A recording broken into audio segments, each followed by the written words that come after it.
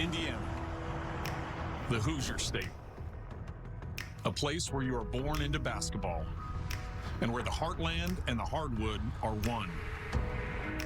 Here in Bloomington, the championship banners in Assembly Hall tell the story of our basketball championship pedigree. Indiana University NCAA basketball champion. Oh, let the whole year boil down. Bobby Knight moving on into history. But across the way at Memorial Stadium, football glory has been much more fleeting. I'm Trent Green, 1992 Indiana football team captain and 3-year starting quarterback. In my career, I experienced firsthand how the power of one can single-handedly upend the status quo and drive success. This is exactly what transpired almost 1 year ago when football coach Curt Cignetti stepped on campus.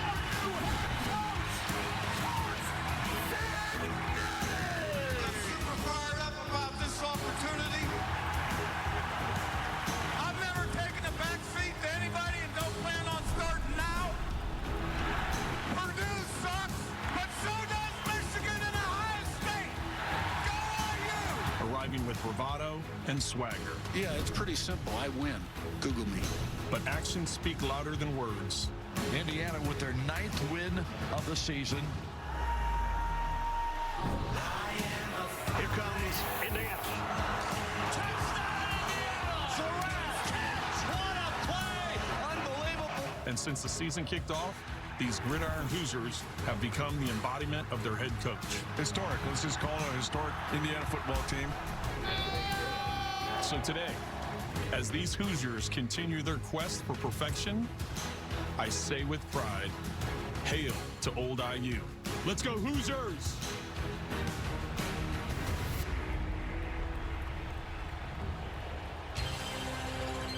We thank our colleague Trent Green, who played for the late Bill Mallory here in Bloomington. There were some bright spots in there, but nothing like the happening that is 2024.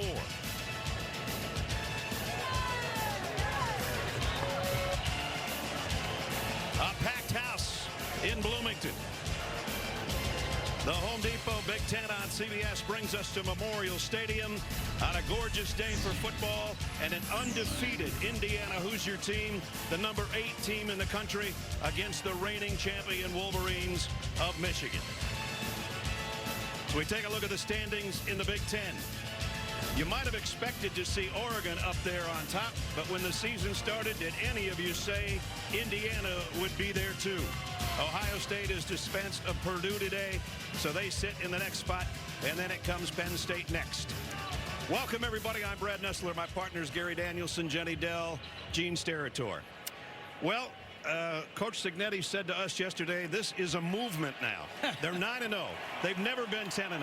You and I, partner, have seen some resurrections. We saw Barry Alvarez do it at Wisconsin, Bill Snyder at Kansas State. Maybe nothing like this, though. Unbelievable. You know, that clip right there when Coach Cignetti said, I win, Google me. But you know what's better than Googling this IU team? Put on the tape and watch them play football. Complete team, complementary football. They've got weapons at every level, offense, defense. They're a team that can beat anyone. Well, last week we saw Oregon, a transfer quarterback, and Dylan Gabriel, and how much he's done for his team atop the Big Ten. I think you can say the same about the Indiana quarterback right Absolutely. Now. Curtis Rourke, MVP of the MAC from Ohio University, a 6th-year senior. He's seen it all, and he's bringing that to this IU offense. I mean, they do a lot of things good, but that's the tip of the spear, their passing game, and he has a bevy of weapons, and he uses them all across. 3 of them are transfers. Smaller schools coming to the Big Ten, but he delivers the ball to all of them. When Michigan plays defense, they have no idea who's going to get it. 5 receivers with 20 receptions or more for that quarterback.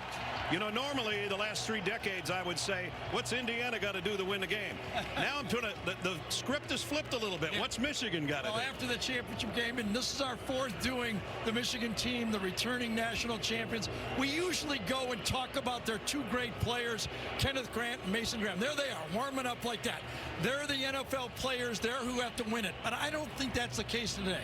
Of course they have to play well, but I think that Michigan offensive line, this program was built about controlling the line of scrimmage on offense, playing bully ball. They must give Davis Warren some help in the running game in this game. I don't think they can win. Davis Warren played pretty well last week. Can he keep it up? And can they play bully ball? Here come the undefeated Hoosiers in front of their home crowd.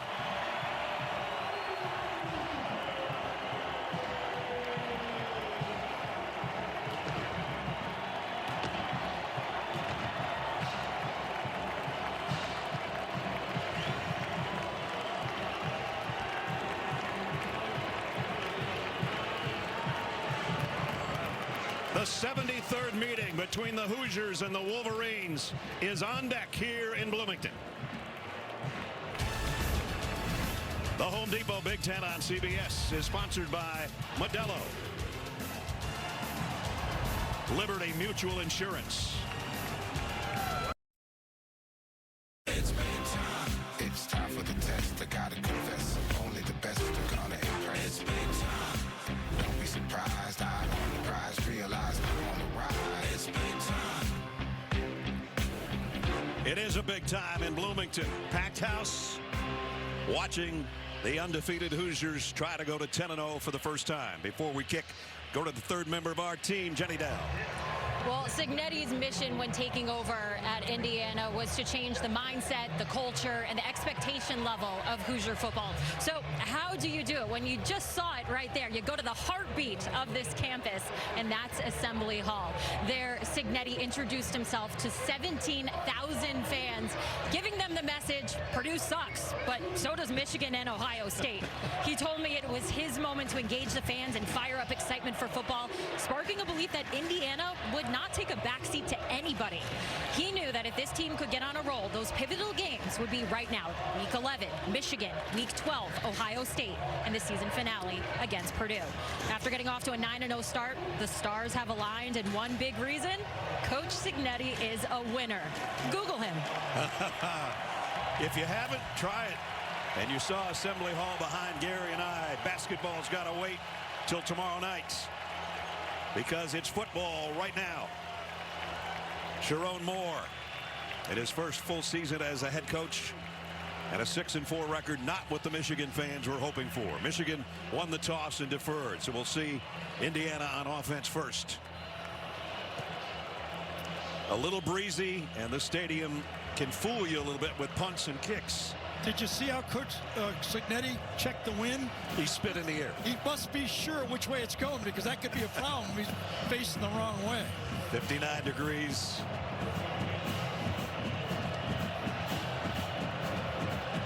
And a fired up home crowd.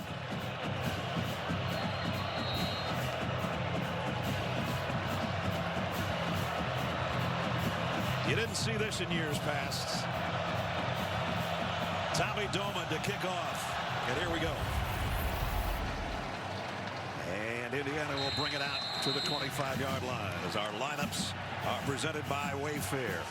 That brings us to Curtis Rourke.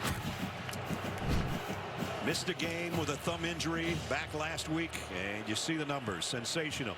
Second only to Dylan Gabriel, who we saw a week ago in completion percentage, and he's even with him with 19 touchdowns and only 3 interceptions. Different type of quarterback, though. Dylan completed and hurt this Michigan defense out of system, out of the pocket. This guy likes to throw right there where he's at. You see, they've scored 31 or more every game, averaging over 46. First down, Hoosiers to start the game.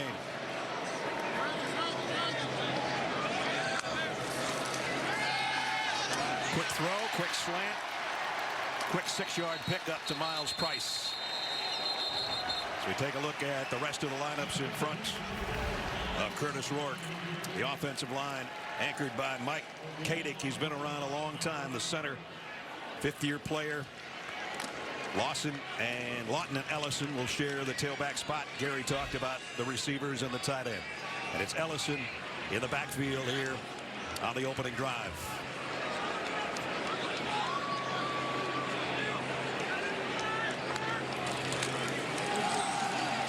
Justice Ellison going to be close to a first down.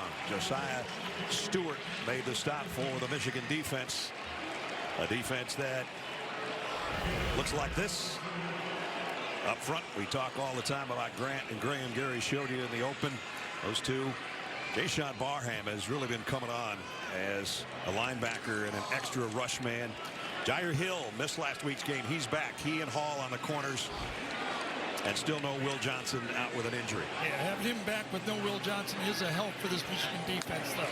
They're only about 2 yards from the first down. They get the first down. As you saw, their third down conversion, one of the best around at 51% of Justice Ellison, the transfer from Wake Forest. I did wonder whether Wink Martindale, against this kind of spread option offense that IU runs, would they be coming with the blitz, and they have so far.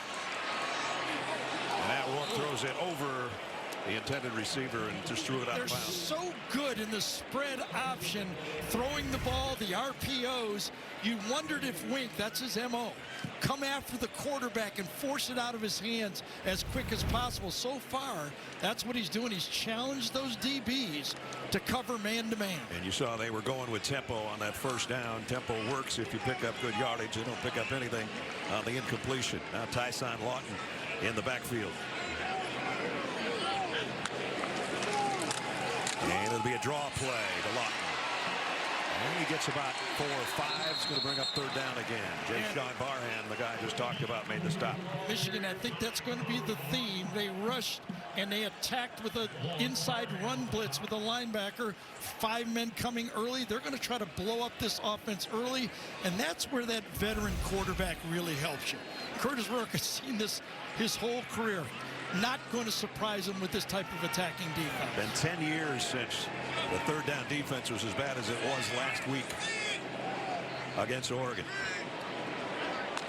Third down at 5. Rourke, quick throw. It's batted in the air and incomplete. Did it again. Bring 5 men. 4-man rush. They bring an extra one. I think Kenneth Grant was the guy that got in on that play, the most pressure inside. He's right here. Let's see if he puts the most pressure. He got the hand on it. Yeah, got it on it. Yes, he did. Didn't get in deep, but he got his hand on it. Kenneth Grant, all 340 pounds of him, got that paw in the way, and it forces a punt coming up from James Evans. Tyler Morris waiting on the other end. Morris calls for the fair catch and backpedals to take it around the 13-yard line. So Indiana got 1 first down out of that and then forced a punt. Our lineup's presented by Wayfair going the other way. Starts with Davis Warren. I thought he was a definite plus a week ago despite the loss to Oregon 38-17. He looked pretty good. And the offense that joins Davis is the offensive line. Backs and receivers. Kalel Mulling started the season hot. He has leveled off. They need him today. Even though Donovan Edwards is going to start the game, those two will rotate. Both tight ends in there. Colston Loveland and Marlon Klein both split to the left side. That's where he's going with the ball. And it's Loveland, and it's a first down on the first throw. Pickup of 12.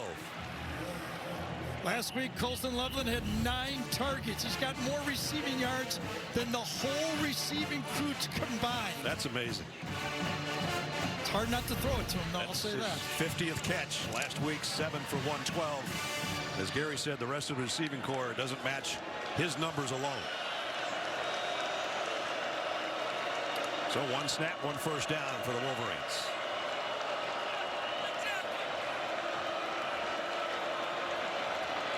Now Bredesen gets out in the slot on the right side. Colston's that way. And Donovan Edwards in the backfield. Warren gets hit as he throws, but he got it complete. Loveland again. And he's close to another first down. About a foot shy. So you wonder, and we asked the IU defensive coordinator, Brian Haynes, how are you going to treat Loveland? I mean, more than about half the time, he does not line up next to the tackle. He lines up as a wide receiver. He said, when he lines up wide, we'll treat him as a wide receiver. I don't blame him. Yep. Well, they treated him to 9 yards before they brought him down. 2nd and a yard.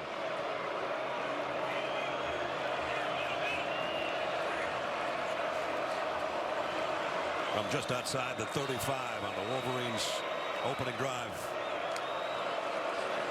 Donovan Edwards going to be really close. And it was Mikhail Kamara in on the stop. Yeah, one of those James Madison transfers that Coach Signetti brought with him. Kamara and these guys up front, they move. They're not stationary targets. See the stunt? They're going to do that all game. They talk about disguising secondaries. They disguise the front. What you look at is not what you're going to get after the snap. That's Brian Haynes, defensive coordinator's MO. Donovan Edwards, a little stutter step in the hole. Closed quickly with the defense of Michigan stopping him after a pickup of about 3. And the defensive front, we talked about Mikhail Kamara leading the Big Ten in sacks and tackles for loss. The linebacking cores, those guys are both transfers, as many of the starters on this defense are. And Amir Farrell, with 4 interceptions, leads the secondary for the Hoosiers. Giovanni Aladi is down. Number 58 is down for Michigan, starting right guard. And they don't want any offensive luck. Every play. Make every moment more with FanDuel, official partner of the NFL. My name is Maddie. I'm a lawyer. We're starting a trial. I am asking you to win this case. I have an idea. You are amazing. I know. Matlock is all new. CBS Thursday, 9/8 Central. Indiana entered the day as one of 5 remaining unbeatens, and then there were 4. Georgia Tech upsets Miami today, 28-23. Well, it's a pretty good block by Gio right here. He's got his guy, then he gets pushed back, catches his leg in the pile. This poor offensive lineman. That seems to happen more than you would ever believe. I think you've a pretty good bet that you couldn't name the 3 guys at the beginning of the year that are still alive with IU. You got Army, you got BYU, and Oregon. That's it.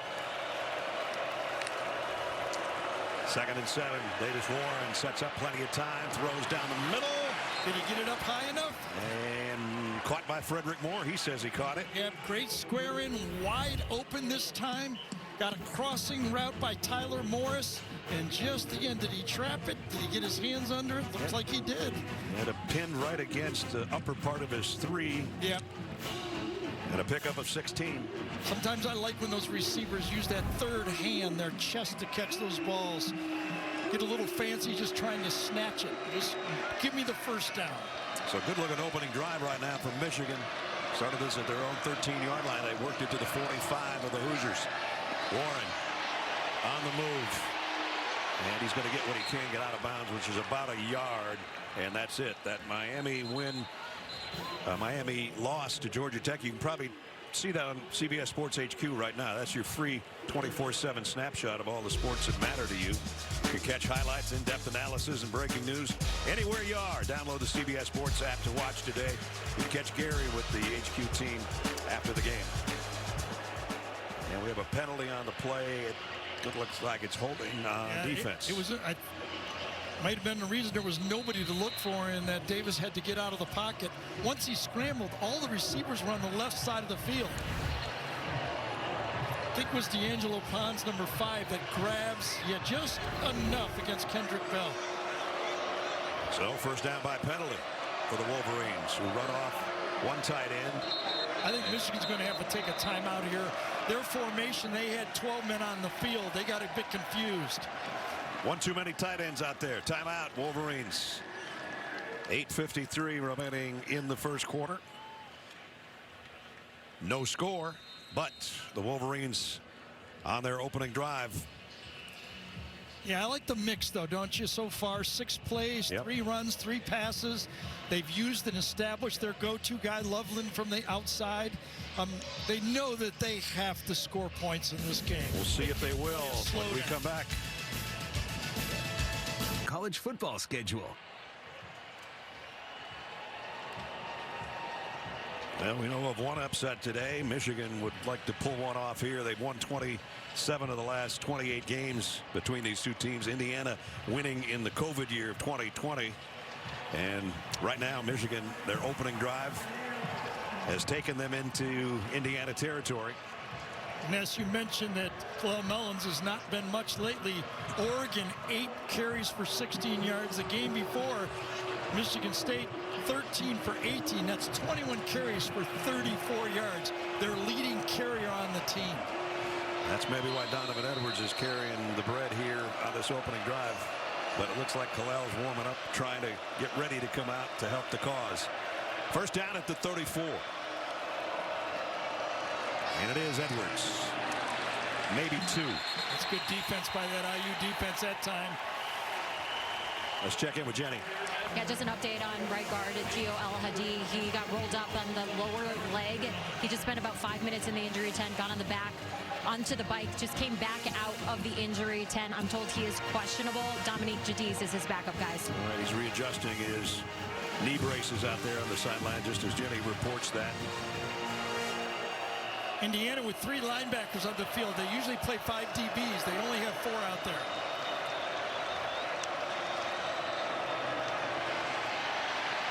Davis Warren running the wrong way, has to throw this away. That almost looked like he wanted to fake an end around, but the guy coming on the end around wasn't there. It really was good defense. They were trying to slip the ball to Colston Loveland. He got covered on a quick play. Watch Colston come out, covered, nowhere to go with the ball, has someone in his face. I think it's Carpenter that time, and he had nowhere to go but to just toss it away. So now 3rd down and 8. I think the changeup by IU to go with a heavy front is what confused the Michigan play call. They thought they'd get DBs. They got linebackers. Michigan was only 4 out of 12 last week on their 3rd down conversions. They've got one here, 3rd and 8. Maybe a corner blitz coming, sneaking up. Here it comes. Warren lets it fly. Got it. Nice timing. Just too much space out there. Peyton O'Leary with the catch in the 1st down. Peyton O'Leary only had 1 target last week, but he made it count for a touchdown. Exactly. D'Angelo Ponce, just too much space. Right. They might not have great receivers, or great receivers, let's say, but that's too easy. Too easy right in front of our AT&T pylon cam for the 1st down. We'll have to say that the Michigan Sucks 2 might have filtered its way back to Ann Arbor. I'm sure. 1st down at the 22. Samaj Morgan in motion. Warren backpedals, fires near side. Did he get it? Great attempt by Tyler Morris, if he got it. I think they say he did. I tell you what, Peyton O'Leary thinks he caught it. Beautiful throw into the seam. Does he get those toes down? Yeah, the left one's down. NFL-ish. He got both of them down. Great job by Tyler Morris. And does he survive? Yes, he did. And he had a touchdown catch last week. They might look at the surviving the catch. Remember from a week ago. Is on the further review. You have to get your feet down, and if you fall, you have to survive. There's the toes. Still looks like a survival to me. I'm not trying to plug one of our shows. That's what I was thinking. I thought he did too. He has it cradled, got his arm underneath it. That's an easy one. Yep. Gene's with us. Gene, I think you're going to agree. I like coming in on these every once in a while, Ness. I don't mind having one that's an easy one, and I think Gary was right as well. I think it's a good catch on Sunday. Great job by the receiver getting them both down. Gene, we're loosening you up, giving you a little hitch throw to the outside. That's right. You know, build your confidence. You know, build that confidence. Wait until we have a really bad one later. After review, the ruling on the field of the completed pass is confirmed. It's 1st down, Michigan. So Peyton O'Leary goes deep on the play right here, okay, and that's what really opens it. He comes from behind it in the slot. You know where the sail route is going to go. They call it a sail corner. Get a bit of a flood with the running back, a little bit of a trip, and what a catch. And a 1st and goal. Michigan's moved it right down the field. 11th play of the drive coming up at the IU 6-yard line. Donovan Edwards into the middle of the pile, which is still moving, by the way. It's going to be stopped around the 4, maybe the 3. This will be interesting now if they bring in Alex Orji onto the field here. Well, they did periodically last week against Oregon. They do. When you watch the tape last week, he really had a touchdown run that he cut it back too early.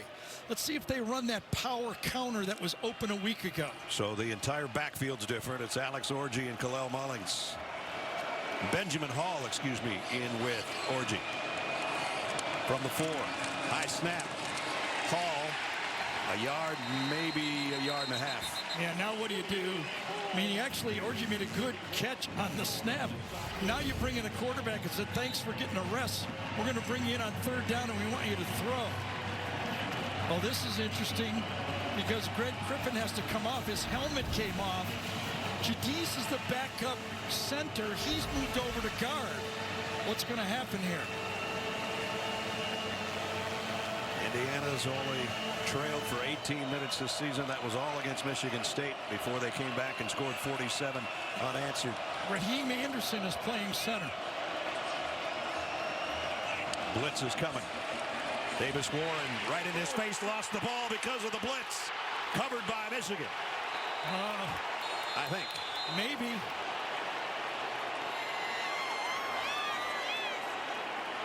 It's not that the player got to him, but it was so quick into Davis Warren's face that I think he just lost the ball. I think it slipped out of his hand, didn't it? He saw it, and he's trying to get rid of it, but does it just slip out? Yeah, it did.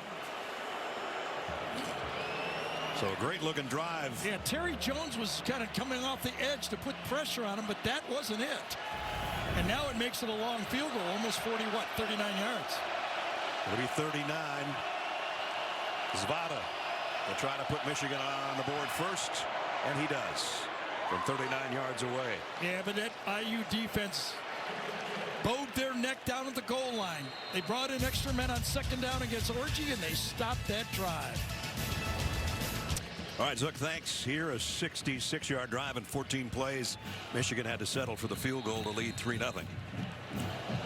We'll say this, that might open a seat up at that Heisman presentation, and Curtis Rourke putting 3 more wins together, I think he'd be there. And Curtis Rourke will bring his offense out to the 25-yard line. Right now it's time to do Project Smarter, presented by the Home Depot. You want to do something smart? Be an assistant under Nick Saban. It seems to work out for most people, and Chris Tegnetti was 07 to 10 as a receivers coach and recruiting coordinator, and had guys like that doesn't hurt. Yeah, that was the main guy. That was the one that turned that recruiting mecca down in Tuscaloosa, and that guy was in charge of it. Now here he is with a perfect 9-0 team. Doing it differently here, though. Yep. Lawton in the backfield. They fake it to him, and the throws to the outside complete. And fighting for yardage and getting about 7 is Keyshawn Williams. Let's get more on Coach Cignetti with Jenny. Well, I reached out to Nick Saban, and he said he's not surprised at all to see Cignetti's success. He said a large reason for it, he's not only a great coach, but one who does things the right way. As you just saw, Cignetti was on Saban's first coaching staff in Bama in 2007. Saban believes that the experience together of building that program from the ground up was incredibly valuable, guys. You know, he's had a circuitous route to become a Power 4 football head coach, but he's won all the places he's been, and he's been winning here to the tune of 9-0. And Tyson Lawton, one of the guys that transferred in here to play for him with a first down run. Watch the aggressive play again by Michigan. They're going to blitz, a run blitz, but it gets picked off, this time by Tyler Stevens. Stevens is in the game, another JMU transfer, because Drew Evans got hurt, what was it, Tuesday or Thursday? Yep. Blocking the sled. The first change in the offensive line all year for the Hoosiers. They've been one of the few FBS teams that hadn't had a different starting offensive line, and now they got things working. Keyshawn Williams again.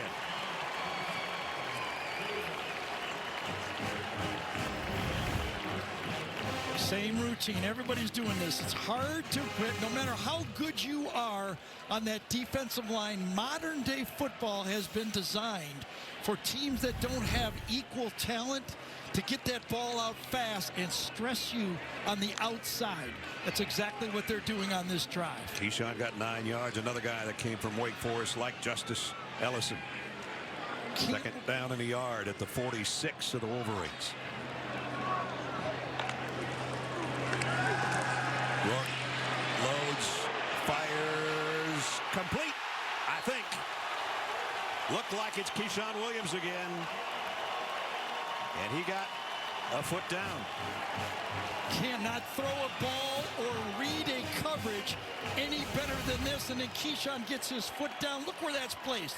That's good coverage. You can't do much better than that. Wesley Walker on the play. Tip your hat. If you're going to play zone against this guy, he just picks you out. 26-yard pickup to the 20. And when they get to the red zone, they are pretty effective. 51 of 54 when they get to this spot, looking for more. Justice Ellison behind a blocker. He's got it first and goal at the 9. Well, Jair DeHill right there was the last guy could have stopped this. Really nice call by Mike Shanahan right here, the offensive coordinator for IU. Feels that this Michigan defense is going to come after him. What does he do? Give him a little bit of a screen. Ellison comes out. Lawton goes in. Those two have alternated all season long. And Lawton direct snap. Heading to the left side. Got it to about the 7. Nice job by Grant to close in and make a stop. There's 2 NFL future players playing defensive tackle for Michigan. And right there, Kenneth Grant, it's a good thing he was, because he ran across that block inside out, runs it down. Watch him run it down, run right through the block, keep his legs going and make the play. That's a big time play. He covered some ground there. You know, Kenneth Grant has already played more plays this year than he did in 15 games last year for Michigan. Second and goal at the 7. Rourke going right the whole way. Got it. Touchdown. Omar Cooper. One-on-one.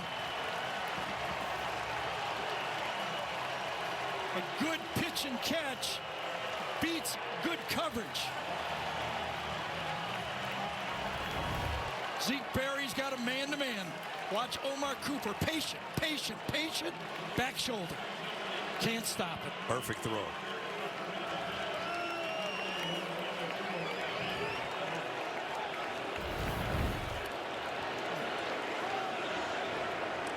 Nicholas Radicic in for the point after. Up and good. Radicic's extra point puts Indiana back in front. Keyshawn Williams had a couple of big catches on that drive, including that one. Good for 26 yards. That got him closer.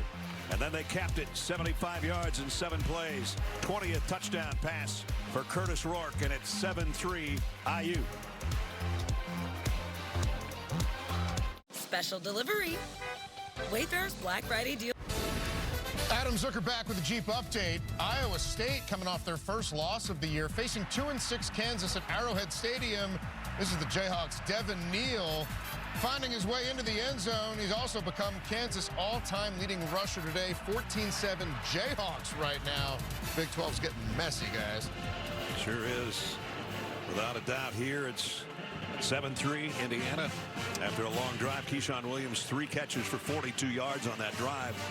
And Curtis Rourke was perfect, Garrett. 5 for 5 for 60 in the touchdown. Oh, you're a 73% passer on the season. You can put together drives like that. And it was smartly called, too. They knew exactly what they were doing, getting the perimeter of that Michigan defense. This kick is short and going to be fair catch at the 11-yard line. Well, tomorrow we've got a huge NFL on CBS doubleheader. In the early window, it's an outstanding matchup. In our nation's capital, the Steelers and the Commanders get together. Then an NFC East rivalry renewed. The Eagles flying to Dallas to take on the Cowboys. Now that's a CBS Sports Sunday. It all starts at noon Eastern. JB and the guys on the NFL Today right here on CBS and streaming on Paramount+. Greg Crippen back in the football game. That is good news for Michigan. Donovan Edwards, the tailback in the shotgun behind Davis Moore, and joined by Bredesen. Usually where he goes, the running back goes, or the play goes. Not this time.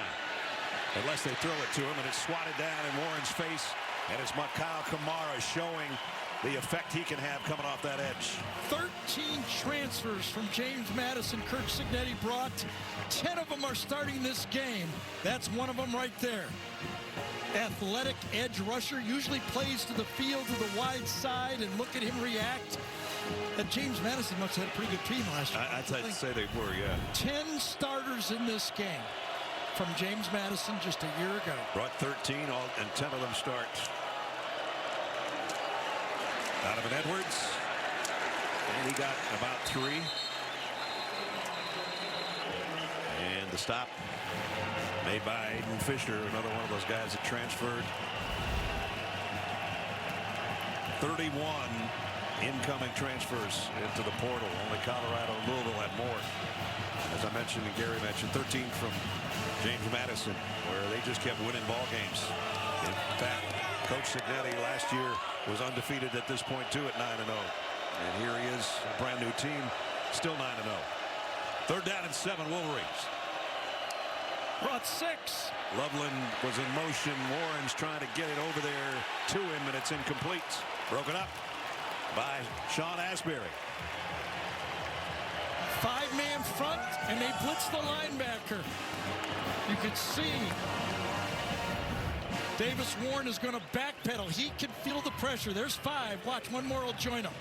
Yep, they're coming after him and got pressure right up the gut. And it was Kamara that planted him, and at the end of the play almost picked off in front of Loveland by Asbury. Yeah, and you're a DB, you can feel that rush. You're squatting on those throws. Tommy Dolan to punt. Miles Price will camp under it and take it at the 16. Price, nice return, tiptoes down the sideline with a nifty return on the punt. And got a man down from Michigan.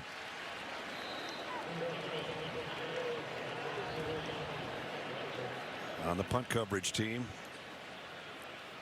Can't quite tell who it is. Looks like Charles.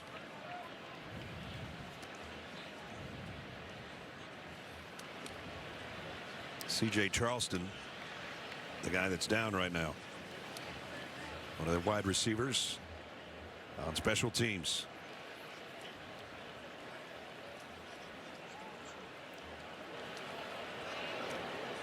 And C.J. in a lot of pain right now, holding on to one of the trainers.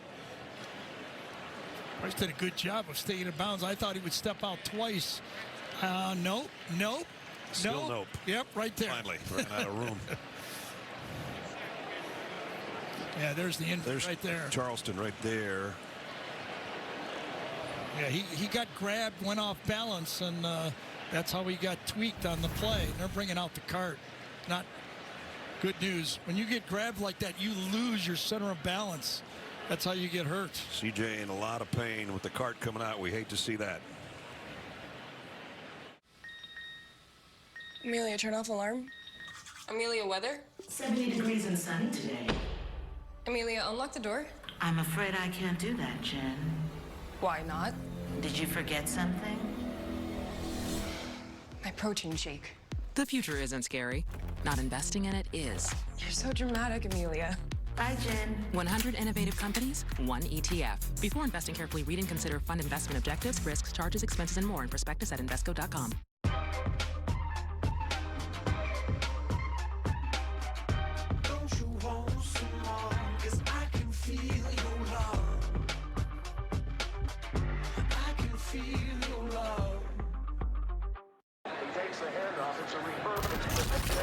When you can't rely on technology, you can rely on Mountain Cold Refreshment. Dave's back on. Coors Light. Choose chill. As you see, C.J. Charleston being put on the cart, the whole receiver room, if you will. Yep. All the other wide receivers coming out to have a good word, and hopefully the word will not be as bad as it looks when you bring out the cart. CJ was the gunner, and he went inside to avoid that block, and as he was trying to turn up, got off balance, and that's when the injury occurred.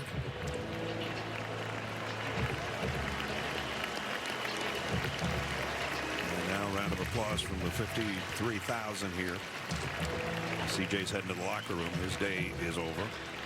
Hopefully not his season, but could be the case as well.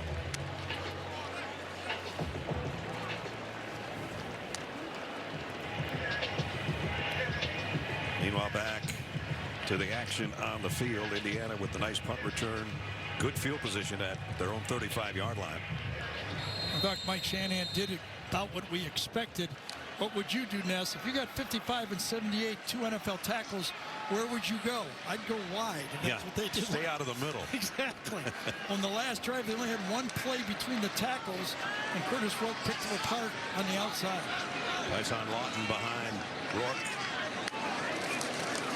They'll give it off to him. And he actually goes where we said they shouldn't, but he got about 4. Yeah, this is the last drive. They had one really key play, taking it up. Well blocked. They got in the blitz that time. You know, an effective play, and then it was all hit them where they ate, to the outside. Beautiful call at the end with the screen, and then the fade pass for the touchdown. And the quarter will come to a close. Indiana actually trailed a little bit in that quarter, something that hasn't happened very often this year, but they've got the lead at the end of one here at home, 7-3. This is what connects us as fans. TNT Sports on True TV, your new destination for sports moments. Your emblem of devotion. Have your engagement ring custom made by the Jewelry Exchange. Choose a 1-carat lab-grown diamond for $5.99 or a natural GIA for $19.90. 18K mounts are $4.99. Thousands of choices, always the best deal. The Jewelry Exchange, Hackensack.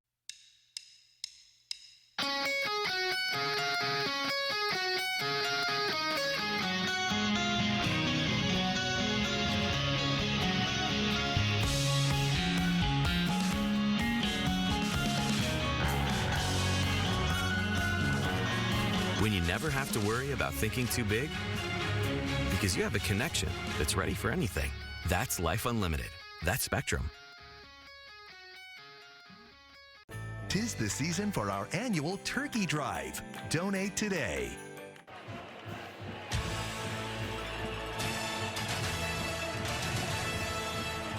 The Home Depot Big Ten on CBS heads into quarter number 2 at Memorial Stadium in Bloomington, Indiana. The Hoosiers leading 7-3. And out there on offense, trying to put together another good-looking drive, as was their first one. 2nd down and 6. From their own 39 as they shift the tight end over to the left side. Lawton in the backfield with Rourke. He's looking that way on a wheel route. Got it to him.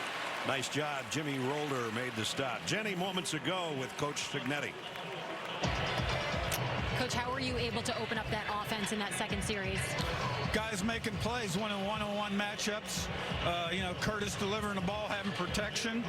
Wide receivers making good catches, good downfield blocking in the run game, and winning the one-on-one matchup in red areas. So need to punch this one in, get this crowd going nuts, and get on a roll. Let's see if they do. They're down in the yard. And nice run. The first down. Nice second effort there by Lawton. Ellison, beg your pardon. And right there, Justice Ellison, he told us yesterday we met with him that he was actually offered a scholarship by Coach Signetti at JMU as a wide receiver. Right. And they give it to him on 3rd and 1. And he said, my mom wanted me to go there. His hometown's only about an hour from JMU's campus. Ended up going to Wake Forest and transferring in. And he got the first down there at the 46-yard line. You gotta love Kurt. We gotta punch this in and get the crowd going nuts. Well, they've been nuts over this offense this year because of those numbers. And out near midfield goes Ellison. Yeah, significant ability to run the ball by this IU offense at 30 yards rushing, in the first quarter-ish of this football game. The last 3 games, offenses have run the ball against this Michigan team. Illinois, 187 yards. Michigan State, 163. And Oregon, 176.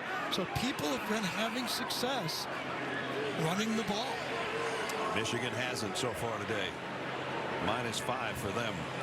2nd down and 6. Just shaded on the IU side of the 50. Rourke comes up fire. A nice catch by Omar Mark Cooper going to be short of the first down, but a nice grab.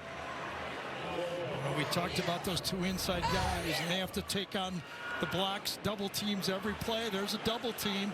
Oh, nice switch off to the linebacker there. Another quick throw with some tempo and a first down and more for Miles Price. Remember, that was a play, the last play we showed with Graham. That was an RPO. The offensive line was blocking run. Curtis reaches out and throws it, and then they tempo it out again as Michigan looks confused, running guys all over the field. So the Hoosiers with a first down. That's where I think really that Michigan misses Will Johnson so much. He could take one guy away, you know, really changes this defense. At the 36 of Michigan. Rourke straight drop this time. Gonna go long. Airs it. Got a man there. Got it. Elijah Surratt. Touchdown. 36 yards.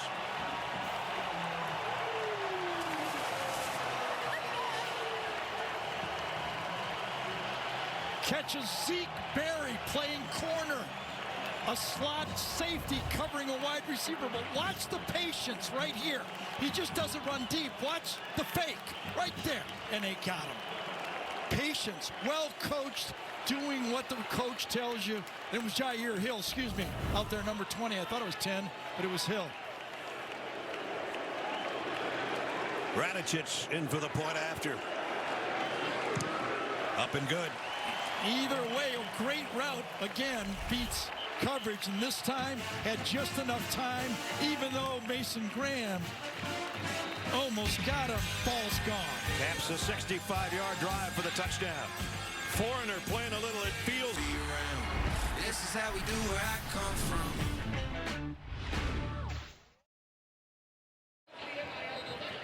CBS Monday, gear up for an all-new NCIS Origins right after NCIS.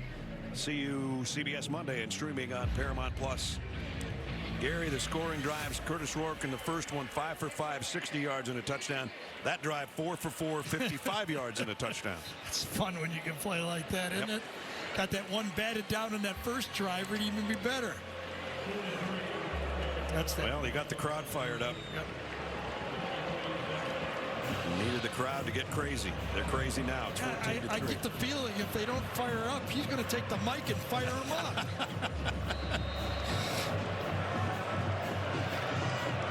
Derek McCormick to kick off.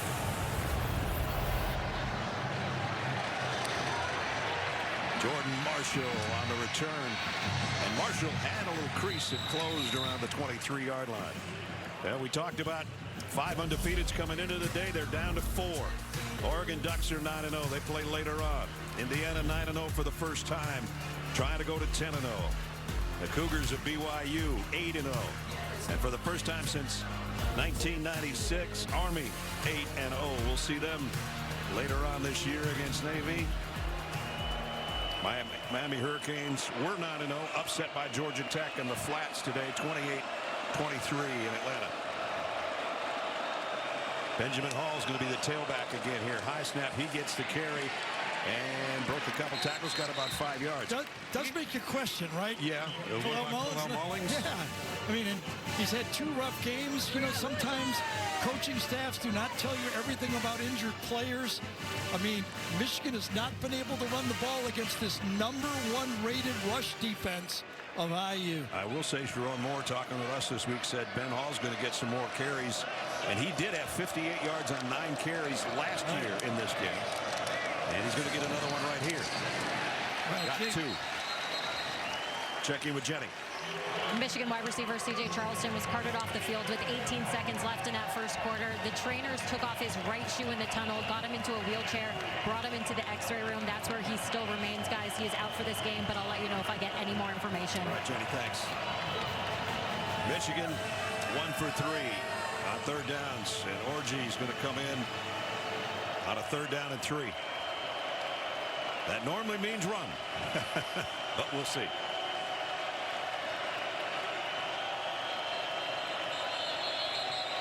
And now Michigan's going to take a timeout. Yeah, they were in an unbalanced line. I don't know if they had the look or the formation. Obviously, they did not have the one they wanted. That's their second timeout here in the first half. Yeah, this drive's awful important, though. I think a timeout was called for. They need to haul on the ball on this one. Make a first down. In your blood. Prove it. Join Abbott and the Big Ten in the largest blood donation competition in our lifetime. Sign up for the We Give Blood Drive today at big10.org/Abbott. Well, no surprise here. They might have thought that Michigan was trying to catch IU's defense by surprise, bringing RG out, but after the timeout, they go with the same look. So Davis Warren on the sideline. Alex Orji at the controls on a third down and a long 2. Orji got the first down and then some. Almost got face masked in the middle of all that. Yeah, that was basically the power off tackle that Alex had an opportunity last week against Oregon, that he cut it inside. They run it again, follow right behind Josh Preeve and just gut it out. And they basically say that Orji's their strongest runner. Yep. And again, almost a face mask in the middle of the pile, but he got the first down. Davis Warren comes back in. They had to have that one. They might have gone for it on 4th if they didn't. Samaj Morgan in motion. Wolverines from their own 36. Warren, that one has hit. Trying to get it to Morgan. Somebody tipped that on the way. Samaj Morgan is getting a bit frustrated. You know, he's returned to the sideline. He only had 1 target a week ago. He's a playmaker. I guess that one, you're right, it was tipped. He turns around and C.J. West got his fingers on it, and that's the reason Morgan couldn't catch it. The longest reception this season for Michigan, 36 yards. Crazy. The last IU drive, 36 yards just on 1 series. Davis Warren, deep drop, throw. That one a little bit high. Was intended for Colston Loveland, incomplete. So it got a little messy over there because the IU defender jammed the outside receiver. Michigan was going to try to clear out and open up the field, but that time inside you got a jam receiver down here. Watch the jam, and that's what crowds it up. Nowhere to go, and then the quarterback gets a little nervous. You see that jersey out there, too much of a crowd. 3rd down and 10.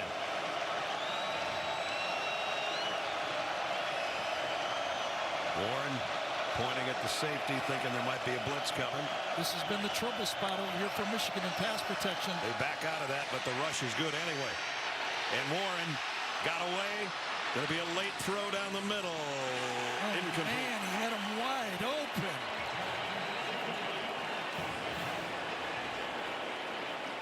He got out of the pocket smartly. He knew he couldn't run. Let's see if we get it. Ineligible player downfield. Yep. Offense, number 58. That penalty's declined. The goal for play is 4th down. Just that it feels like the smarter team making all the right decisions here is IU. You know, they had an opportunity, able to plant his feet, and then quite can't get it on target.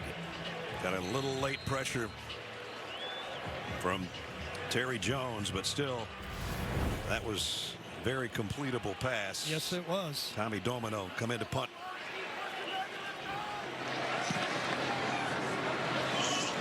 Miles Price camps under this one.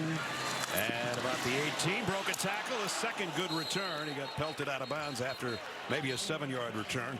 Had a nifty one the last time he fielded it. And so the Hoosier offense back on the field when we come back with a 14-3 lead here in Bloomington.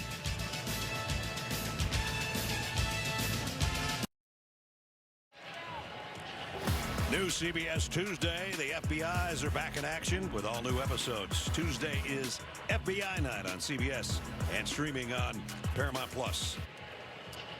Curtis Rourke, 9 straight completions for 115 yards and 2 touchdowns. Gabe. Watch the well-disciplined receivers give Curtis an opportunity to throw the ball. Coach Signetti says, do what we teach you, fundamentals, and that's what they're doing. The stutter and go, the squat, makes it easy on the quarterback when your receivers run the route the way they're taught. Look at those dots and numbers and checks. 10 out of 12, 122 yards, and 2 scores so far. Go to the ground game. for just a bit. Tyson Lawton. And a pickup of a couple. Guy that had a bad thumb a couple weeks ago, looking pretty good, Jenny. Yeah, it was 3 weeks ago when he hurt that right thumb. He underwent surgery on October 21st. It was bloody and pretty disgusting. So last week, he actually wore a personalized glove. It was a receiver's glove that they cut for extra grip for the thumb with a splint inside. As you can see, he's not wearing that custom glove today. Now, earlier this week, Curtis told me that he was at a medium pain level, doing much better today, guys. And he's almost perfect so far. Here comes a late blitz. Rourke waits and throws a strike on the run. Omar Cooper to the 30-yard line. Zeke Berry saved a touchdown. You've got to pick up the blitz and watch the running back pick up the blitz on the play. If you're going to throw down the middle, you've got to have your running back help you. Bang! That gives you the pocket to throw that square in. You blitz, you block it, you've got yards and wide open space, and he put it right there again. Nobody better thrown in the middle of the field in college football than Curtis Rourke. 41-yard pickup, 41 to the 31, and a first down. Fake the toss, sweep, pressure finally, and down he goes. Ball is out, but covered by Indiana. And it was Cameron Brandt who came around the corner, and Curtis didn't feel him coming or couldn't get rid of it in time. Yeah, you always think it's going to be Stewart, Graham, Grant, but this time was Cameron Brandt coming from the outside. Beats Trey Wedding on that play.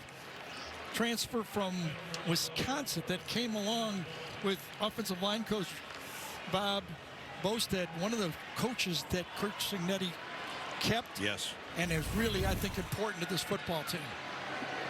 The Hoosiers came in having allowed only 7 sacks on the year. A first one today, and they go right. Oh, what a catch. Wow. Number 6 and number 6. Holy cow. Justice Ellison held on to it, but he took a wicked hit.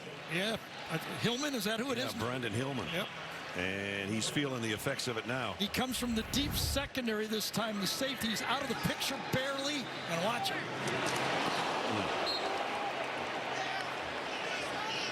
Only the 9th catch of the year by Ellison, and boy, he felt it. Yep. How about holding on to that one? On that one, he survived more than the ground. Okay, absolutely. And I think we're going to see a lot more of Tyson Lawton from this point on, unless Justice can shake it off. Luckily, he didn't have to go far. It's on his sideline where he makes the catch. Good form, clean tackle, too. Didn't lead with his head, led with his shoulder. Good football and an amazing job holding on to that ball. Right in the sternum, and then there was the double bump with the head hitting the turf. And he is going to head to the locker room. Or is he going to the tent? He's going to the tent. He was heading to the locker room in the tent instead. And they had to whistle at him just to get him to turn around. So I think he belongs in the tent, at least for a couple plays. That was a big hit. And again, his helmet hit the turf at the end of it. Right. Interesting call here, 3rd and long. It'd be a 51-yard field goal about from here. Let's see how this is called. Hard not to trust your quarterback the way he plays, right? Out with those numbers. 3rd and 12.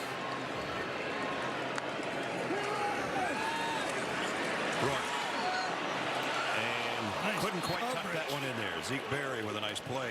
Yeah, Zeke, finally, we got you right. I thought it was you before, but this time Zeke, heavy pressure on the throw, but delivered well and great defense.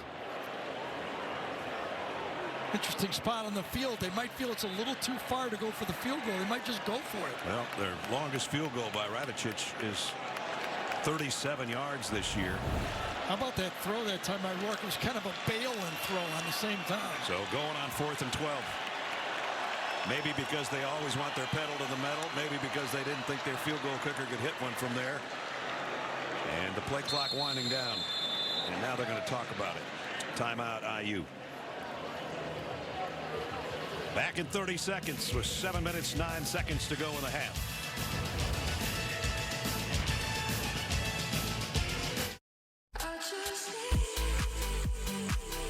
Make exceptional the standard in the all-new Buick Enclave. Experience truly effortless driving that invites you to let go.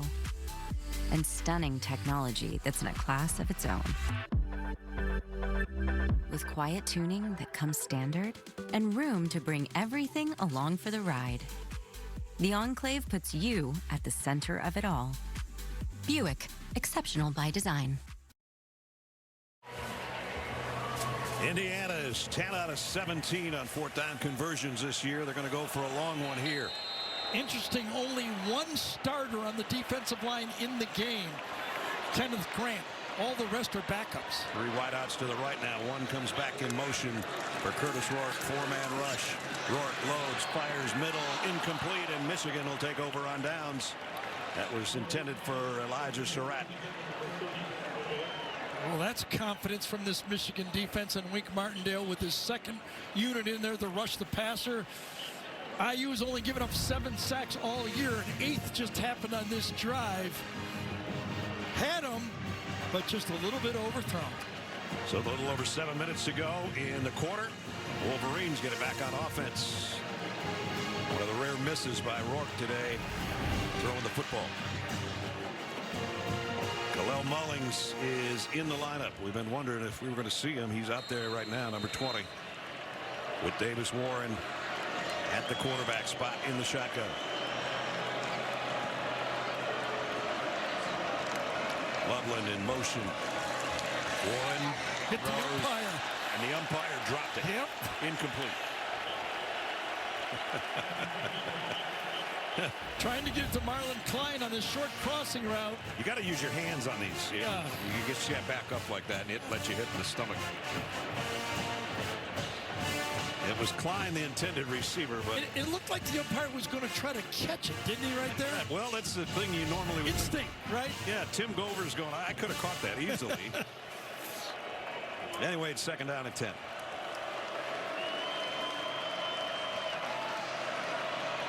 Bredesen in motion will set up in the backfield. Mullings got about 5 out of that.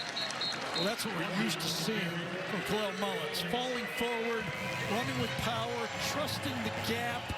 Remember, for the last couple of years, Michigan basically have played bully ball against everybody they played. They just don't look like they can do it. Justice Ellison did indeed head to the locker room where he was going before they turned him around and brought him into the tent. And now the crowd getting into it here on third down and 5 again for Michigan.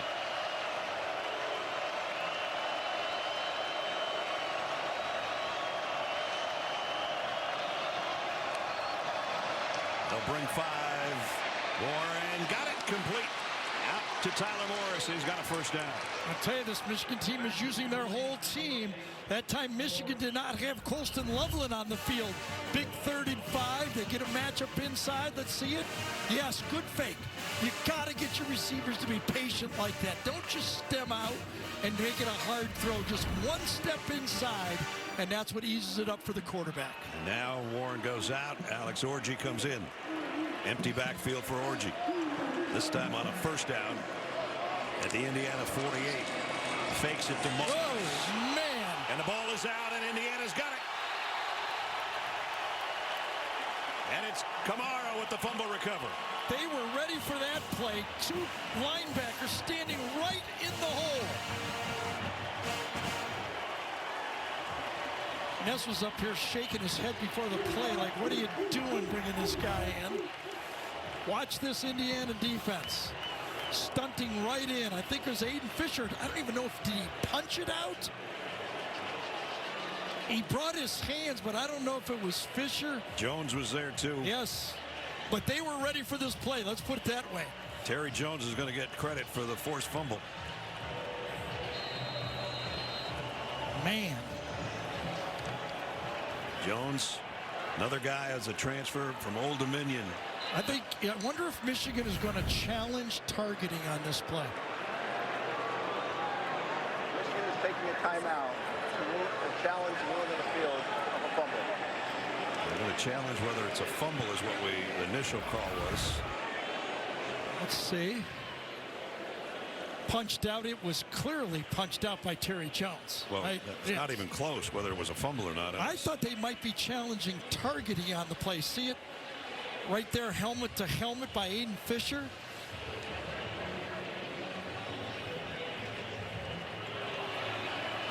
Well, there's no doubt the ball is out. Gene Steratore with us. We saw something similar last week when Michigan had a challenge, and it wasn't even close. I don't know what this one is, Gene. You know, in relation to the fumble, I don't think there's anything of any significance there at all, Ness. And with Gary, what he's talking about, it's close to me with the head, but I don't think that when number 4 Indiana makes contact, that it's with that 6-inch diameter. Appears to be a little bit to the side of the helmet with the contact to the runner. I don't see a target there either. Yeah, and I'm just wondering, we're looking to see who ends up with the ball is what we're being told.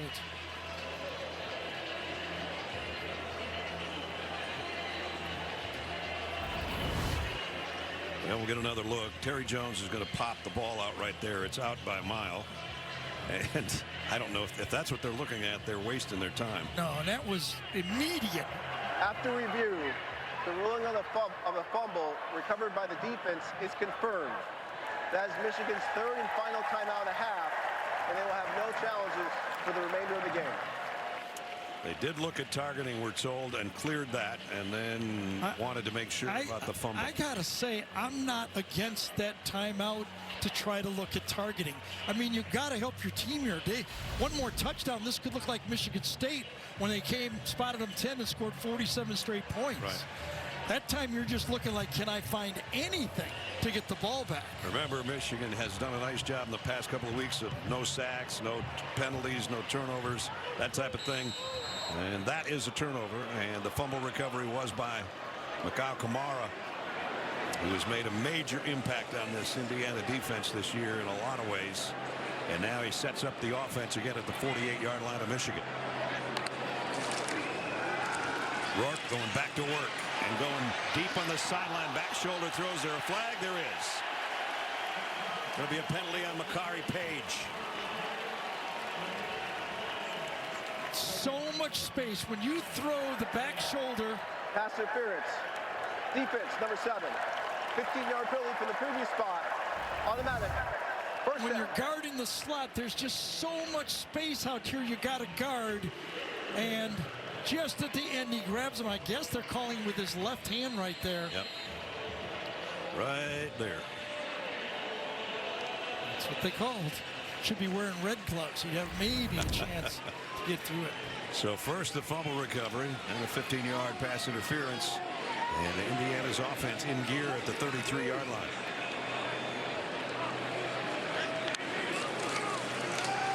Play action. Rourke throws out in the flat.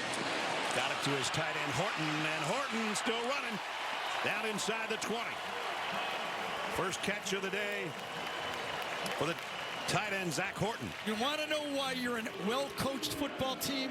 Watch the offensive linemen on this screen here. Watch them come out and get their blocks on the play. Big guys in space, and they both get them this time. On the go. 1, 2, run right behind Kadick's block and Wedding's block. 75 and 56. Well coached and well performed by that offensive line. Zach Horton to pick up a 15 to get it to the 18-yard line. Back in the red zone, looking for more. This one stopped nicely. Good job defensively by J. Sean Barham. Deficits this season, the only time they were behind all year was down 10 to Michigan State last week, and then won 47-10. They were down a field goal here, and 14 unanswered and looking for more right now before halftime. This is the part of the field, though, that they will run Curtis Rourke. Run that kind of triple option, and he can run it out to the outside.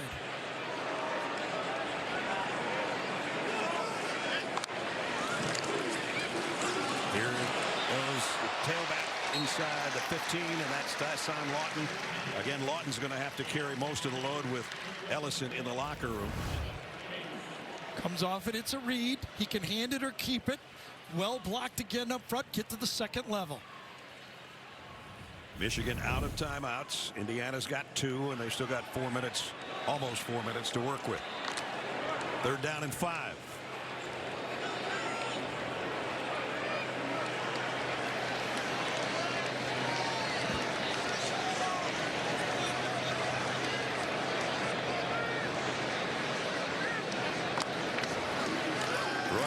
It's coming.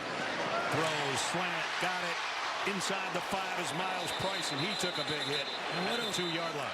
What a beautifully designed play to the outside. Looks like we got a flag down on it. Wonder if they're going to call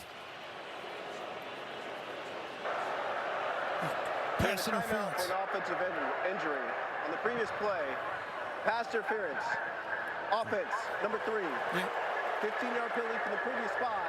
It's still 3rd down. I thought they were going to call targeting. Yeah, I thought it was at the end of this play. It could have been, but I had my eyes on the route. They faked the wheel route and came back underneath it. But I think you're right. I thought, boy, this could be anything. Miles Price, the guy that's down at the 2-yard line. Here's the pass interference right here, okay? Watch, they fake the wheel and then come back underneath it. Right back underneath is wide open. And then as he gets hit, no, that's a clean hit. That's not going to be called. It's a hard one. But he turns. That's a shoulder. Yep, that's a shoulder. Well-designed play, though, wasn't it? I mean, they fake the wheel outside. You try to switch. You're ready to switch. And all of a sudden, he comes back inside. Indiana still on offense following the penalty. We will be back in 30 seconds.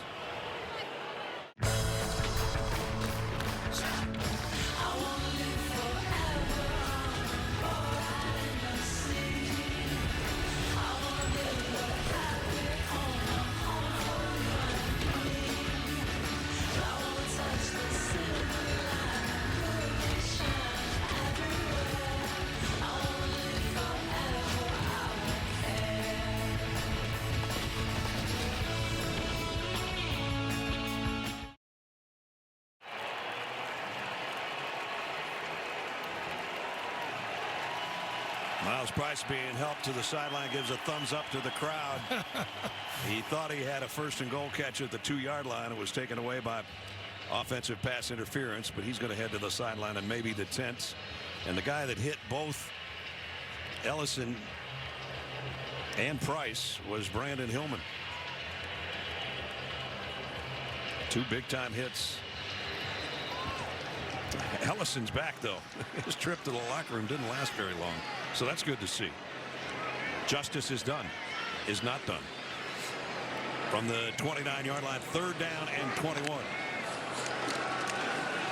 Rourke throws complete. Not going to get to the 1st down. It's Keyshawn Williams again. Yeah, good smart play by IU. Pick up 8, 9, 10 yards. Get him into field goal range. Make sure that you can finish off this half with a field goal. Try to make it 17-3. So that's going to bring out Radicic. His long this year is 37.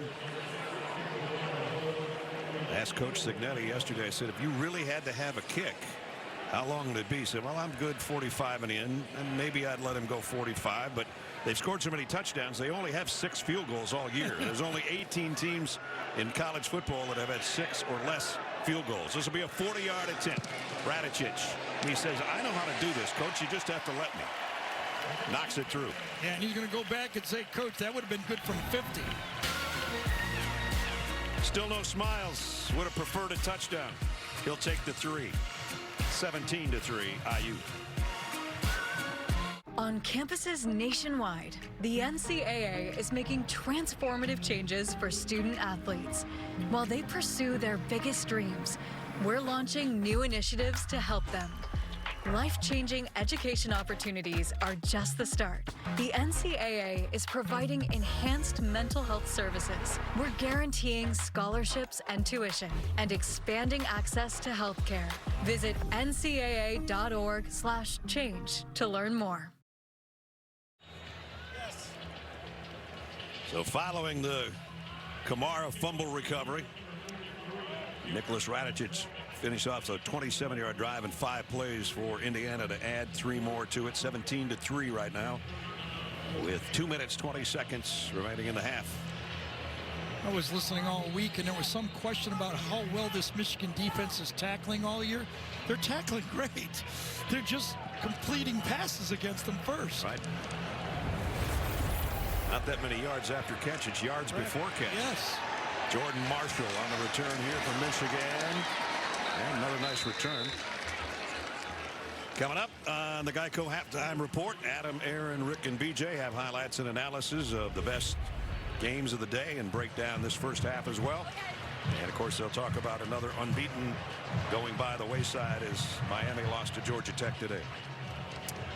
Here, undefeated Indiana trying to go to 10-0 and a 2-touchdown lead here with 2:14 left.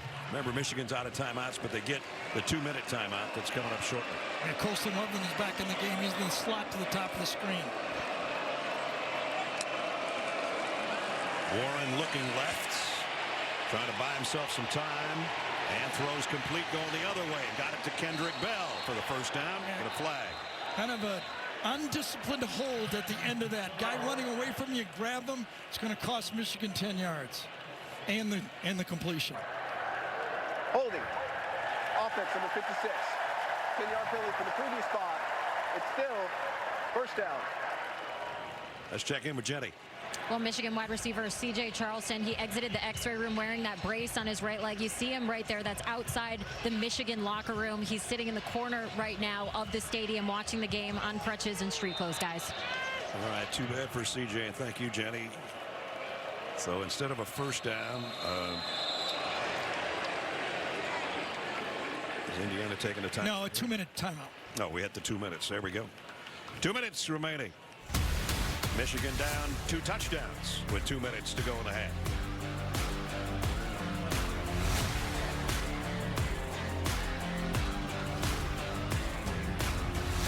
Three here as we take a look at our Discover Conference update.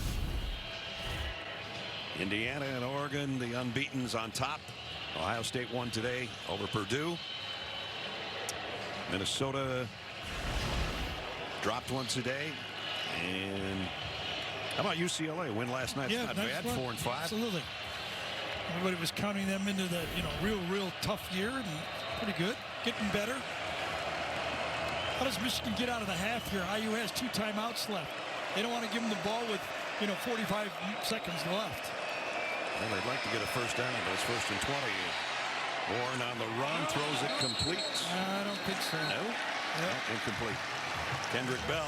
So now with 2 timeouts left, if they don't pick up the first down here, Indiana's going to get the ball with plenty of time for another drive.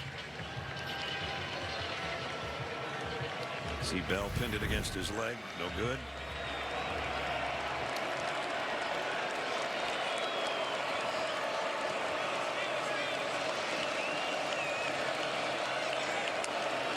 Second down and 20. Don't have to get all of this on this play, but you probably wanted more than that. Oh, what a lick Samaj Morgan took from Jameer Johnson. Yeah, I'm surprised right here that IU's not taking a timeout. It's still 3rd and long. They're playing it safe. Did he get him with the head? Oh, Matt could be targeting too. He saw it. Jameer Johnson lowered his helmet. Looked to me like he got him with the crown. It's under review for potential targeting. I don't think we've had one in our game all year, have we, Ness? Not one that's held up. Yeah, that one's going to hold up.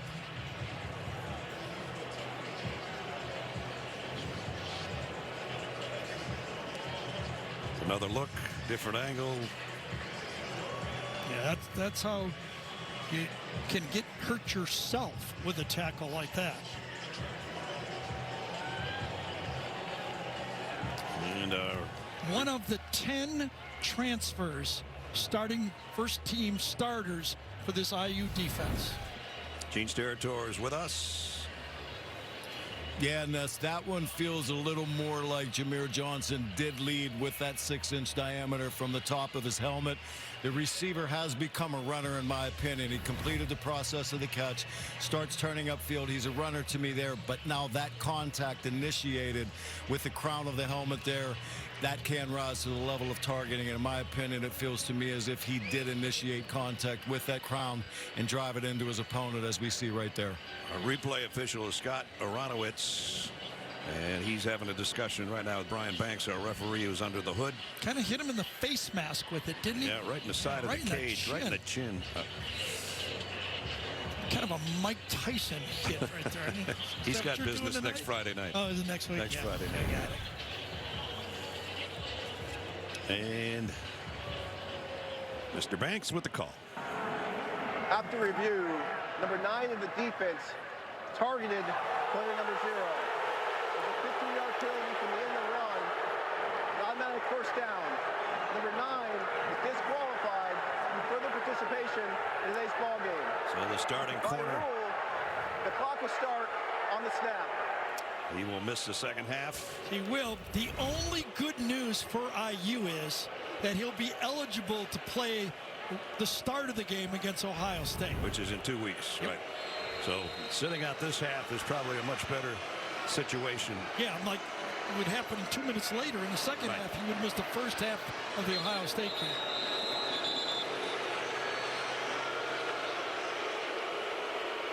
Game clock operator, please reset the game clock to 1:49. 1:49. So we're going to put some time back on the clock here.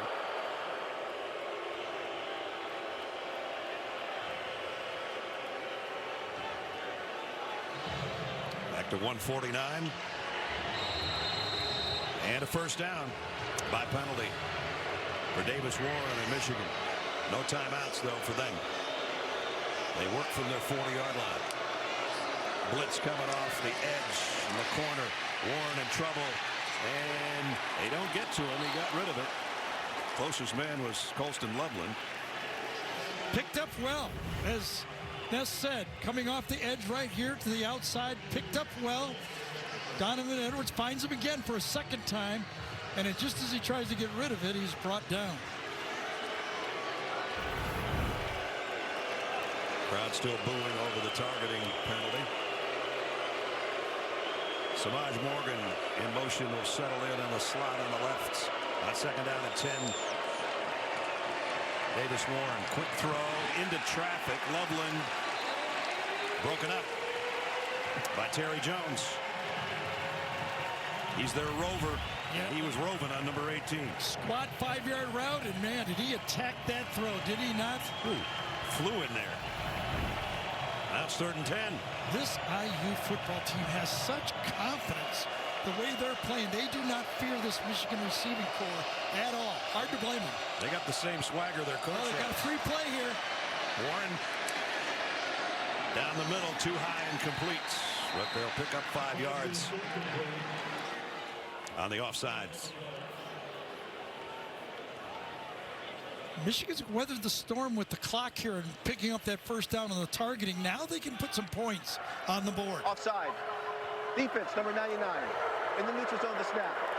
5-yard penalty for the previous spot. It's still 3rd down. James Carpenter is the one that gets the call. There are actually 2 guys that jumped. Carpenter right on the center. And also Kamara on the outside. Both hit the neutral zone. So now 3rd down and 5, manageable. They got to get it to midfield.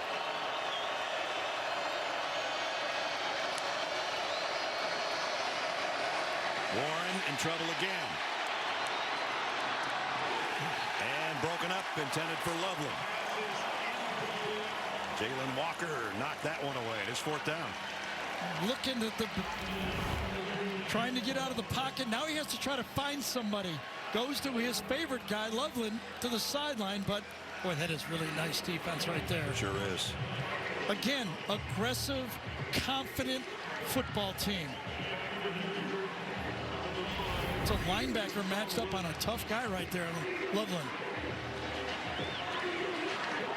So Doman to punt.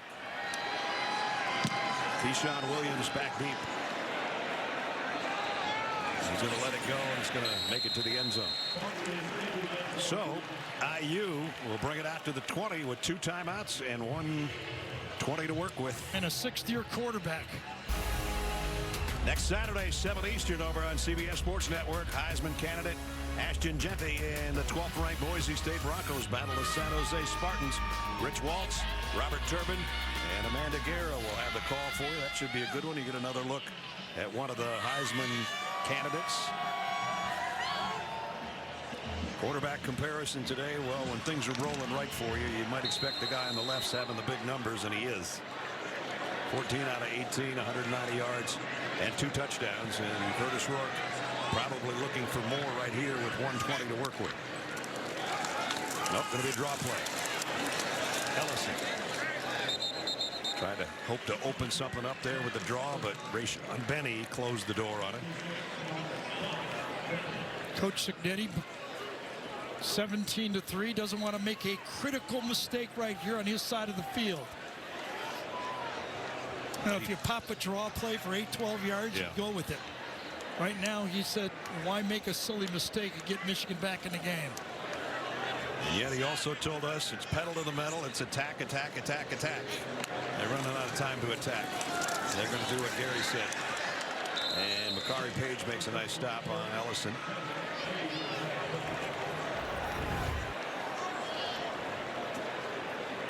Page split through the gap there. Not much of a block attempt by Miles Cross. Yeah, Miles Cross said, I didn't transfer here to do that. The block line of scrimmage. I can see that clock winding down. Because, you know, I played at Ohio and I had to block there. I'm not blocking here. So Kurt Signetti will let the clock wind down. He's going to have a little talk with the side judge. A little extra time there for a little extra lobbying. But his team's got a 2-touchdown lead at home, and they're halfway to being a perfect 10. Yes, Michigan in the half. 31 plays, 93 yards. Ooh. 3 yards of play. And almost nothing with the ground game, right? Wow. And that's what they've hung their head on. And Kurt's with Jenny. Coach, Johnson out with targeting. How big of a loss is he? Well, anytime you lose a starter, you know, it can be a loss, but we're playing fairly well. We have not maximized our opportunities to distance ourselves. We've had a couple flags go against us, and you know, we got a 2-score lead going in the locker room. Got to play good in the second half. You said you want to go pedal to the metal regardless of the score, so how do you finish this one? We need to execute a little better in some areas and play penalty free. Thank you, Coach. All right, that about sums it up, and it's the end of the first half here in Bloomington. Score: undefeated Indiana 17, Michigan 3. We'll send you over to Adam Zucker Hoosiers before the second half gets underway. Jenny Dell with some Big Ten tradition. Brad, on this Veterans Day weekend, we pay homage to the men and women who served on the USS Indiana. It was a 35,000-ton battleship that served in the Pacific Theater during World War II and was decommissioned in 1947. In 2013, prior to the Hoosiers game against Navy, the prow of the ship, along with the ship's main mast, as well as 2 of its gun mounts, were put on permanent display outside Memorial Stadium's west entrance. The battleship symbols, along with the stadium itself, stand as a badge of honor to the proud residents of the Hoosier State who have served the country for nearly 200 years. All right, Jenny, thank you. They used to call this 17th Street Stadium, which is kind of hard to say. Memorial Stadium, much easier. Third quarter, just about set to get underway. Michigan will get the football first, trailing by 2 touchdowns. Michigan's won 27 of the last 28 between these two teams, this being the 73rd meeting all time. Marshall back deep's had a couple of nice kick returns so far in the game for the Wolverines. Those guys have got to be getting colder, because I think it's getting colder. And it's getting colder. They might not feel anything. That's a whole other story. Marshall's going to bring it from the 3-yard line. Trying to get to the far side, got to the corner, and a nice run back.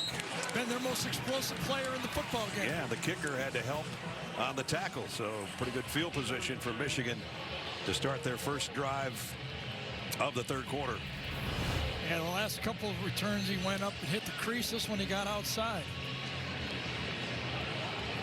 Kind of delivered the shot there at the end, didn't he? 37-yard kick return. Welcome back to the booth, everybody. Brad Nessler, Gary Danielson.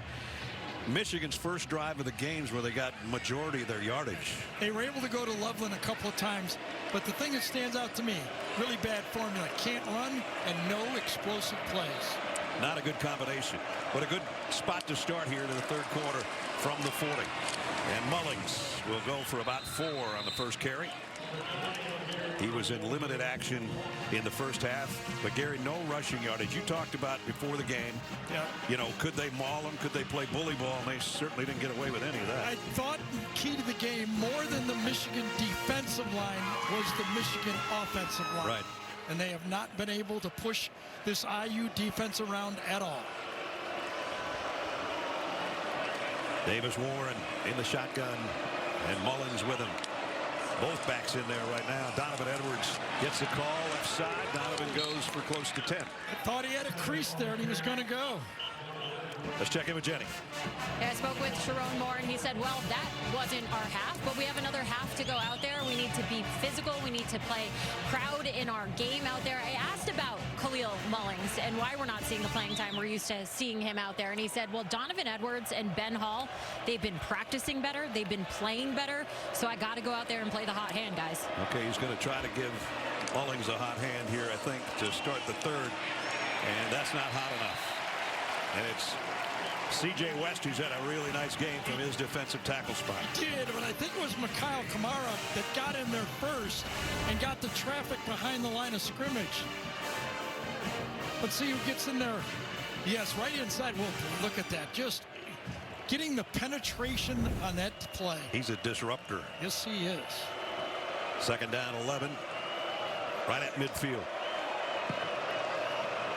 The other thing is the IU secondary is not backing up now. Remember those stop routes that they started the game with? They're knocking them down now.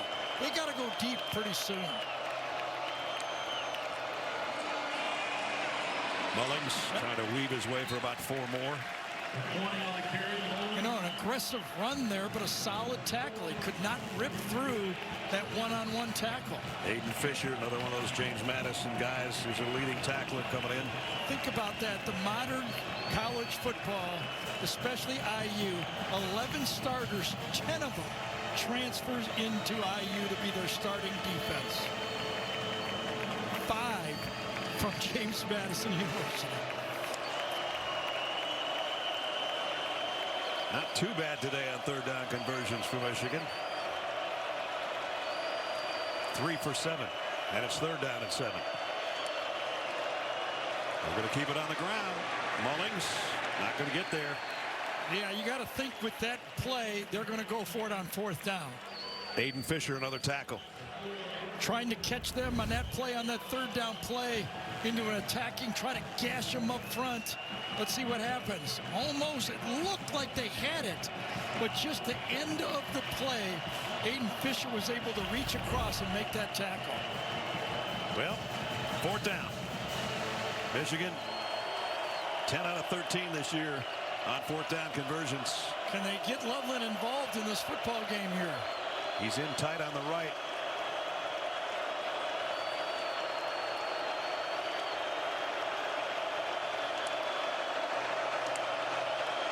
Try to draw him off sides. That's not working. Well, they're not going to take a timeout, are they? They're just going to. They're going to delay a game and punt it. Can't take a timeout now. You're down 2 touchdowns in the game. You can't waste them. Okay to waste them in the first half, not the second half. And they wasted a couple in the first half. Trust me on that. I thought they'd be going for it. Maybe they got a fake punt that they feel confident in. And Tommy Dolman's out there. Well, you're not going to take a penalty and fake it, right? That wouldn't be smart. Keyshawn Williams is standing back inside the 10-yard line.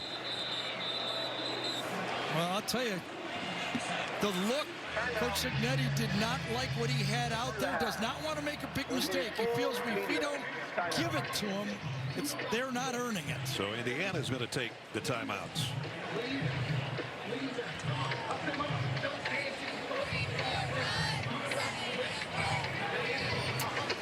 With the timeout with 11:13 to go, third quarter. Our game trends are presented by all-electric Cadillac Lyric. Rourke's rocket, boy, almost didn't miss for a while there. Had 9 straight completions, including 2 touchdowns for Curtis Rourke. A lot of different players getting in the act. Gary and I were talking off the air about how he has confidence in all his receivers. Yeah, it doesn't matter. He doesn't care who he's looking at. Right. And you could feel that as a receiver, too. You're running your route, and you know if you're open, you could get the ball. So Dolman punts it away. And just clearing everybody out. It's going to take a nice bounce for Michigan inside the 5. Good coverage down there as well. And it was Kalel Mullings, I think, down on the special teams that downed it. It's his best play of the day. Indiana on offense here in the third quarter when we come back. Kickoff presented by Honda, followed by the State Farm College Football Today, right here on CBS and streaming on Paramount Plus. Well, Penn State's schedule, along with the other top teams in the Big Ten, here's how it looks. Oregon's got Maryland tonight. Ohio State a winner over the aforementioned Boilermakers. They've got Indiana in a couple of weeks. Penn State and Washington at Purdue next week, the one we'll have for you. And Indiana a week off, then Ohio State, and then the old Oaken Bucket to wind things down. Will they be 10-0 when they meet the Buckeyes? We're about 26 minutes away from finding out. Lawton in the backfield in the end zone with Curtis Rourke. They fake it to him. Quick throw, and it's intercepted. Picked off by Zeke Berry. There's the first mistake by the Indiana quarterback. RPO tried to go to Surratt that time, number 13. Zeke Berry squats right on it. Had to be thinking, could Michigan find a turnover? And they sure did, didn't they? Second interception of the season for Zeke Berry. Kurt Cignetti's playing it safe at the end of the half. Yeah. Playing it safe on the punt. All of a sudden, turnover on the 7-8 yard line. They came in plus 10 of the turnover margin. There's a minus on that play. And golden opportunity for the Michigan offense that hasn't done much, but they don't have far to go here. It's 1st and goal.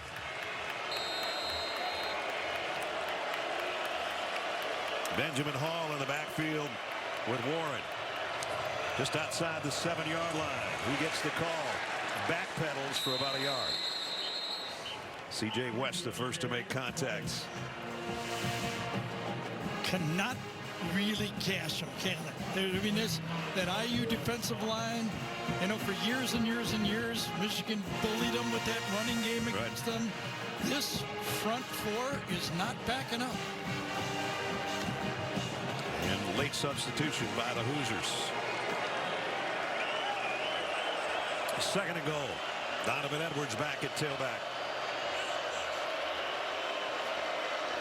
Warren has a look to the sideline. The shift on the defensive front for IU. Donovan Edwards trying to weave for a couple of yards. Actually, the pile's still getting pushed. Everybody got into the act there, and he ends up with a good yardage. I was with you. I thought that was a 1 or 2 yard gain, and it ended up being a successful play. Watch, he gets stopped right about, 6 yard line? Yep. And then help is on the way. And he ends up at the 3. Obviously 2 down territory. Yeah, absolutely. Crowd trying to get into it. Alex Orji in now at quarterback. And it's an empty backfield, so it's Orji's to run. Unless he gives it to Bredesen, who's on the move. He'll follow him. Orji to the line of scrimmage, and that's it. 4th down. Linnell Carr made the stop. Totally turned that play in. Watch him turn, go upfield, do his job. Make sure that ball is turned back in where you've got help. Takes on the block, turns it back in, and then it's cleaned up. Boy, what a nice play. Yep. He didn't just go for the tackle. He did his job first. Get outside, do containment, and almost a disaster for Michigan on the fumbled snap. So they're going to go for the field goal here. We thought it was 2 down territory. Make it a 11-point game. Is that what they're thinking? Yeah. Dominic Zavada tried a 22-yard field goal here. And we got it. So a great opportunity after the interception. Oh, yeah, that IU defense stood up, didn't they? Just a 22-yard field goal. And by the Home Depot. National champs, perfect season in '76 under Bob Knight. My old buddy Quinn Buckner and that group. perfect at 32-0 Assembly Hall. We're looking right at it as we look out our booth, and you saw it in the background. Jenny's got more. Well, historically, Indiana, of course, known as a basketball school, but Curtis Rourke believes the narrative is already changing a bit here. He said, of course, a lot of greats have come from Indiana's basketball program, but what Coach Cignetti and the rest of the staff are doing, it could also be known as a football school in no time. Guys are on their way, and you think about it, not many colleges find success in both basketball and football. Yep, and they've got it this year, and they've got it rolling. Yeah, when Coach talked to us yesterday, and he spent plenty of time with us. I mean, he kind of held court with us. He kind of said when that TV deal came through, I figured I could go turn this place around. You know, I got money to do it. I got a school that's hungry. I've done it before. Let's give it a try. And Curtis Rourke and company will come out to the 25-yard line.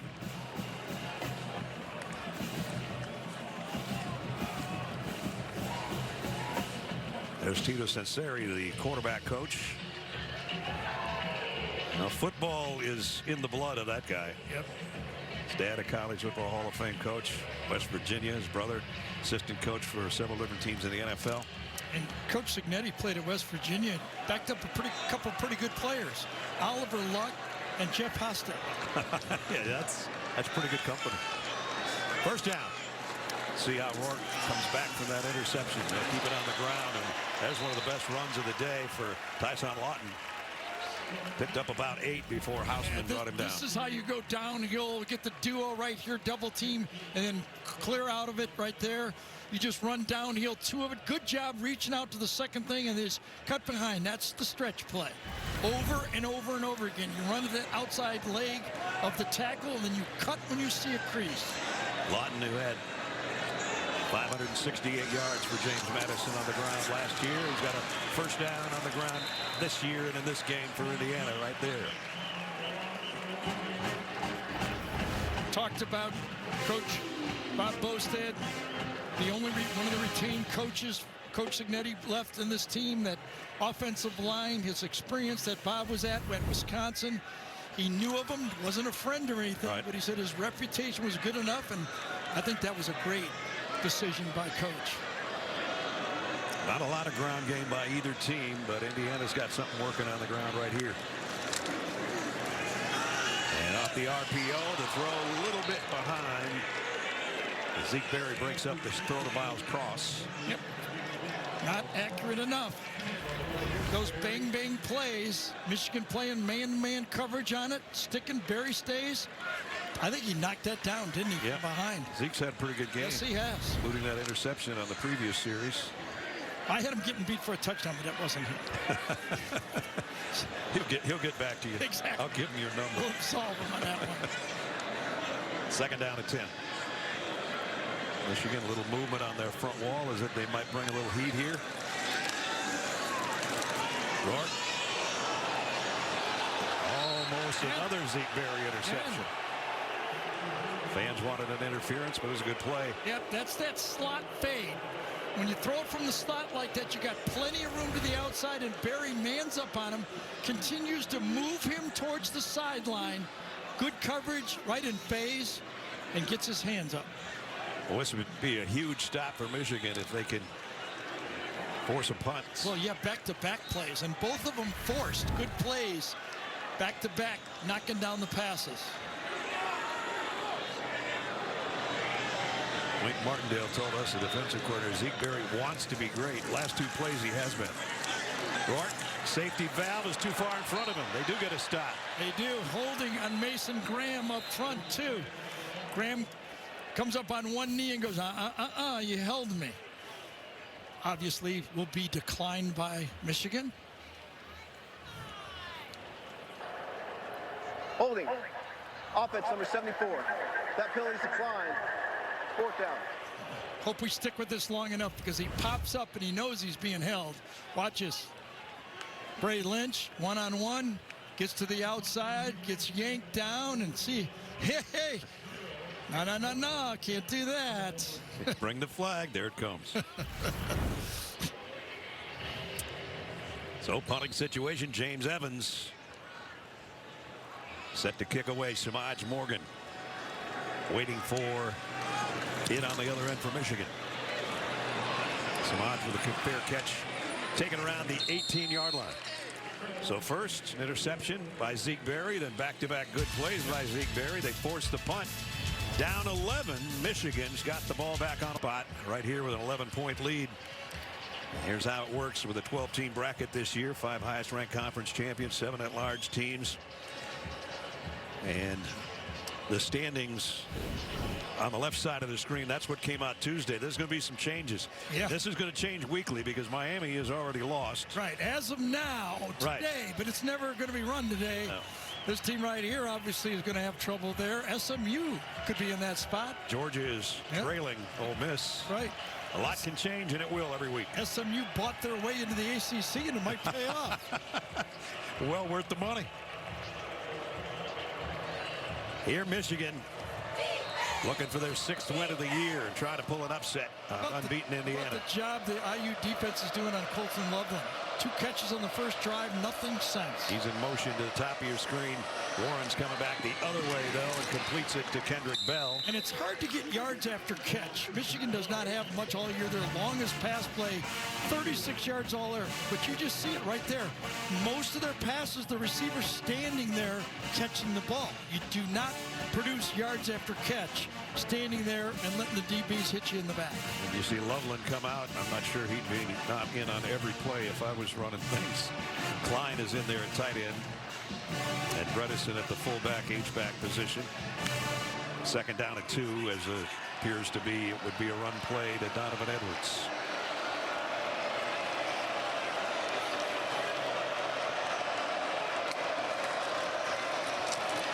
And it is.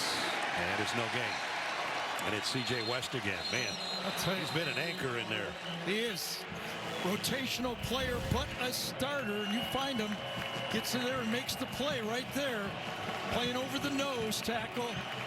Oh, nice stunt. That's what I say. These IU defensive lines, they disguise as well as secondaries.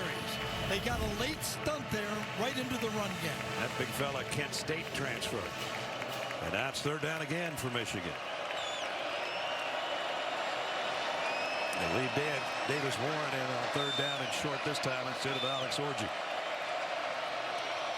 That's Loveland, the motion man. Donovan Edwards straight ahead, just about popped it out the backside, but he did get the 1st down. Aiden Fisher, the shoestring tackle. Yeah, you're right. Those 2 inside linebackers, and one of them had to make the play this time. It was a shoestring, because if Edwards gets into the secondary, he's their home run player. Good dodge of the block that time by Marlon Klein. Got away from Klein just enough to get the tackle. There wasn't much left back there had he broken that last tackle. 1st down. When will Michigan go deep? They've been squatting on every throw IU has. Samaj Morgan in motion. Warren's going to throw it out to him. Wide out screen, but not much blocking there. Couple yard gain, that's about it. And Jamari Sharp made the tackle. Obviously, Michigan in this football game only down 11, hanging in. You know, this high-powered IU offense been scoring over 30 points every football game. 17 points, down 11, but they can't find an explosive play. Now, there's the problem. Yep. Passing yards a game, one of the worst. Yards per attempts, 3rd fewest, and that 0 is not a good one. Yeah, the longest play today, 16 yards. See if they get something here. They're going to go short to Mullins. Mullins broke 1 tackle, got the 1st down. West got out there from his defensive tackle spot, made the tackle, though. And 2-back look, a little different look this time. 2 backs, motion them out, fake it to him, and then throw it to him on the screen. Got the big guys out in front of it, and just enough. So Mullins not much as a rusher today, but that time as a receiver with a 1st down. And we're under 4 minutes in the 3rd quarter. Nice mix this drive so far. Still haven't reached midfield, though. Donovan Edwards. Wow. He waited and waited and waited for his blockers, and he waited too long. Terry Jones says, Again, a good, solid defensive player. They get the guys out in front of it, so you just can't get around the edge. That whole play just looked like it was in slow motion. Yeah, I mean, you got the one guy on the edge, making sure that he does not get beat easy. Buy time for help inside, and that's what made the play. Second down, 11.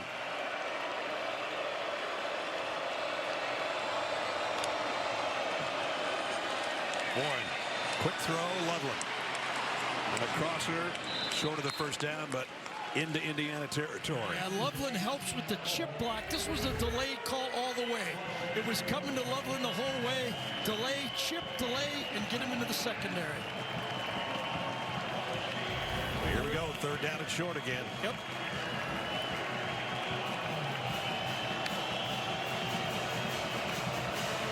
It'll be Mullings with Warren in the backfield.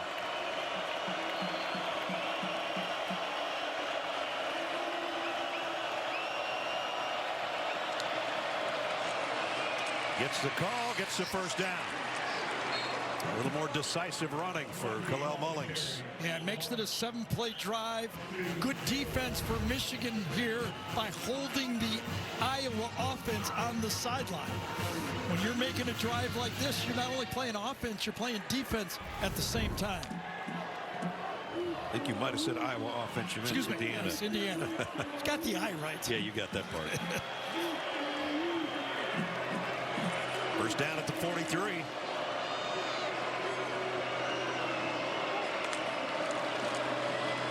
Flea flicker coming. Warren loads, fires near sideline, incomplete. Look at the discipline for IU. Nobody up there doing anything they're not supposed to do. Jamari Sharp right here. He's got man-to-man coverage. Do your job. Before you think it's a run, make sure you're back covering the guy you're supposed to cover. Loveland's double covered back here and then single covered the other way. That's good secondary play. Tyler Morris didn't have enough room to make that catch. Second down at 10.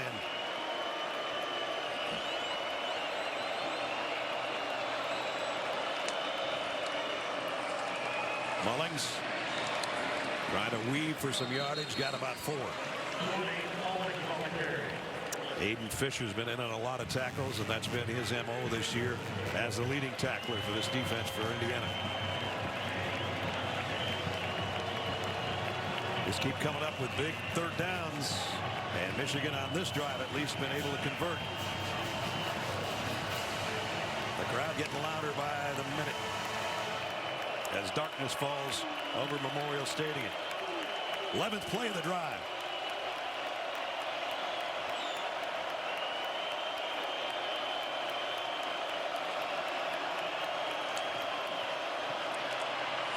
Mullings, nope, not going to get away.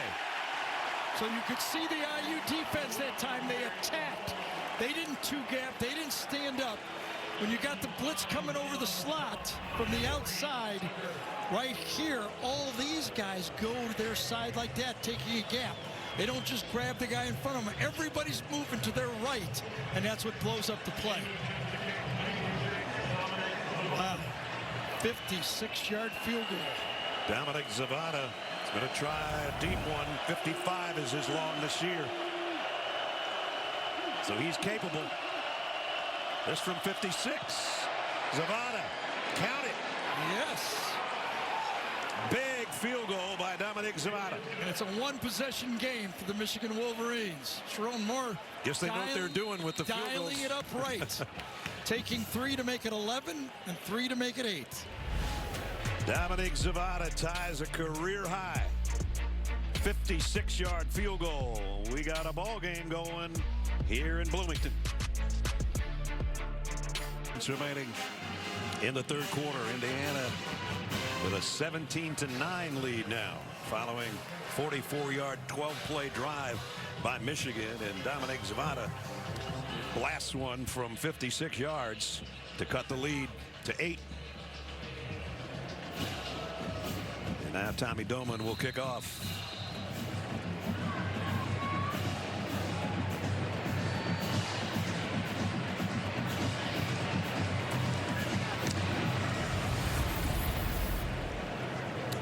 Indiana will bring it out to the 25 on their offense.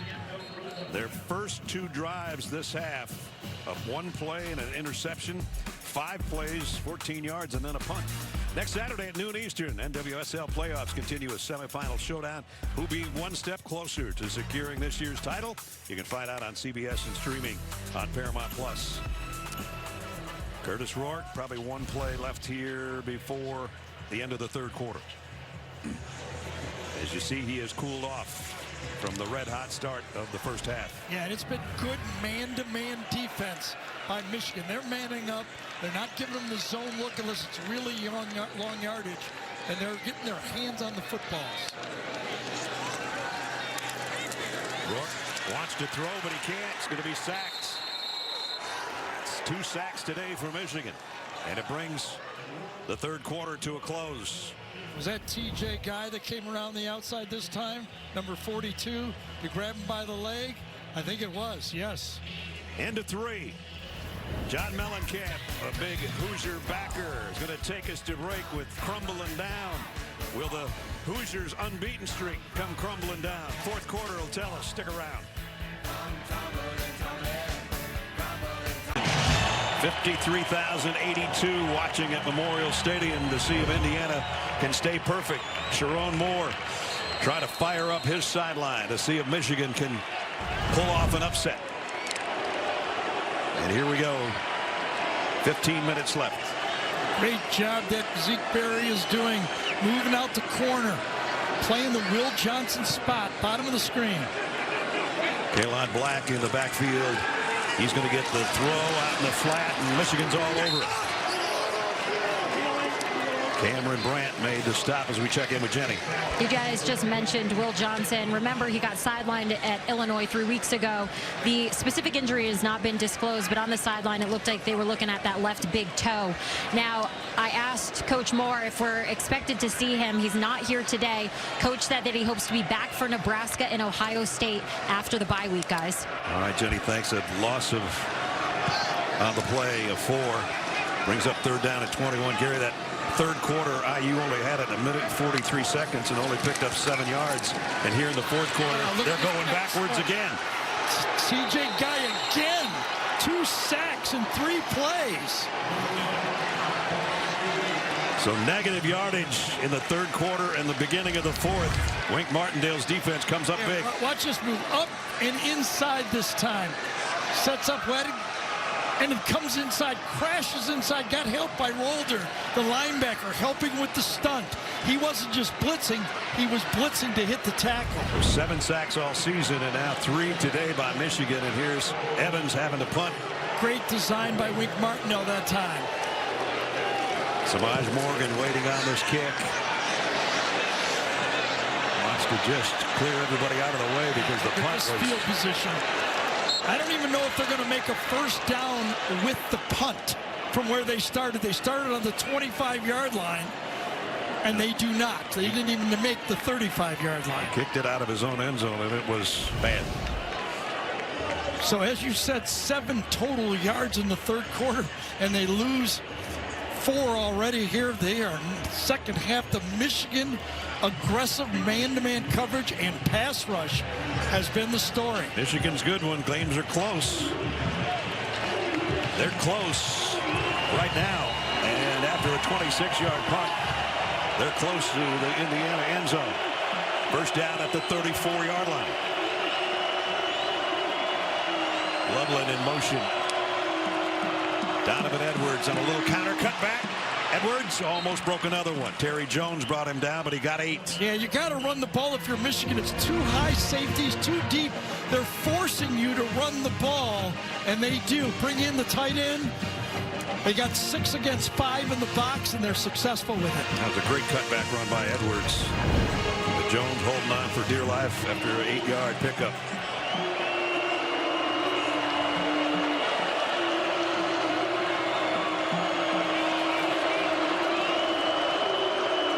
Bredesen in motion.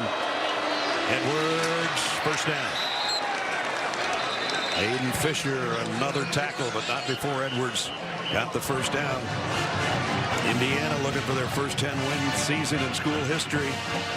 And the second win against Michigan this century. They've lost 27 of the last 28. And Michigan tried to beat a ranked team and really kind of saved their season. They came in 5-4 and 3-3 as the reigning champions. It hasn't been what Michigan fans had hoped for. It's been everything that Hoosier fans had hoped for, but they don't want this one to slip away.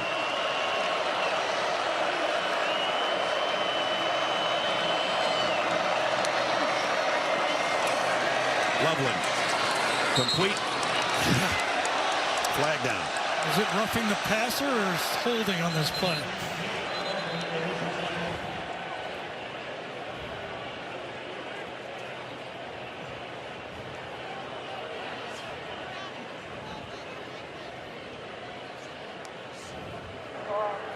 Personal foul.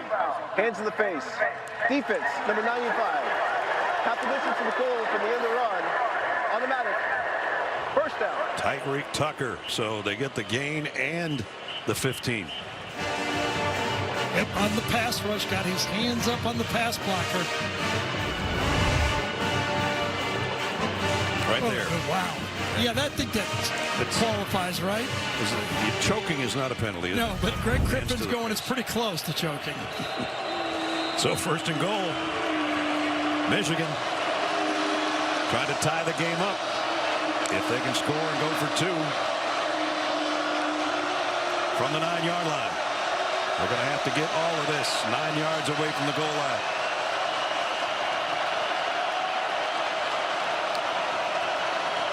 Donovan Edwards, little stutter in the hole, dives forward near the 6. And a little pushing and shoving after the play this time. So you always think down here in this area of the plus 20 that second down is a good passing down. Give them a little play action, cross those receivers. It's tough for those DBs down here to do their run assignment and pass at the same time. Well, this is one of the times they don't bring Alex Orji in at a goal-to-go situation. Second down and goal. Edwards fighting for yards. Maybe to the 3, right around there anyway. They're riding Donovan Edwards right now. Well, they're playing Michigan football, right? This is what they do. They trust their running game. They try to mash you.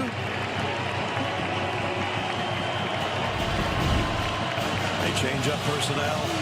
Both teams. It's just outside the 3-yard line. Third down and goal. Mullings in now in the backfield. Third time they've been in the scoring zone. The other 3 their times kicking field goals. Hillel Mullings gets the call, pushing forward, really close, but not in. Fourth down.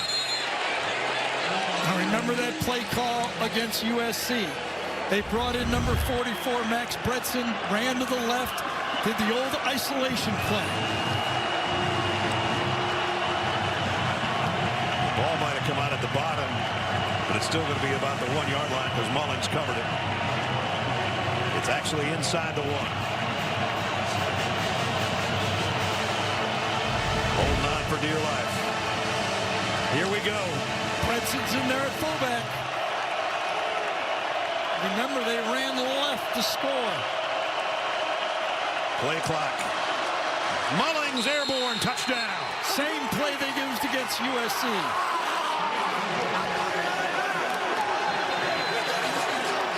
Line up. They knew they were going to go it. Follow number 44, put him at fullback. And they are just going to run and follow right behind him. That silences the crowd here as Michigan has cut it to 2. There is Michigan's pointing the flag down, but Michigan is pointing to IU, that the flag is on IU. There is no foul in the play. The result of the play is a touchdown. So we'll pick it up. So what do they got dialed up for their 2-point play now? Well, I know who I'd be looking for if it was a pass, but yeah, he isn't always open. You should be looking for him too, right? He's right out there on the left side so far. In the slot now is Colston Loveland. unless they put him in motion. And they got the 2 tight ends in the H spot on both sides. Now Donovan Edwards comes out as the extra receiver, so it's an empty backfield and a 2-point conversion to try to tie the game.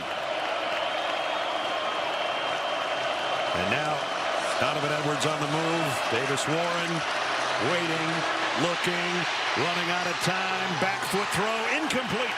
Tipped. Was intended for Peyton O'Leary. They tried to post up Colston Loveland that time. You know, like big guy. It's a basketball school, right? Michigan says, let's post up our big guy inside, and let's see if he's open enough to throw it. He's just going to come right out here and post up. That's where I think the play was designed to go. Let's see if he's open, and should the ball have gone there? No. Pretty good coverage. Yep, never got the post up. Loveland went outside. Didn't really have it. So Michigan gets a touchdown, but they fail on the 2-point conversion, and they are still down by 2.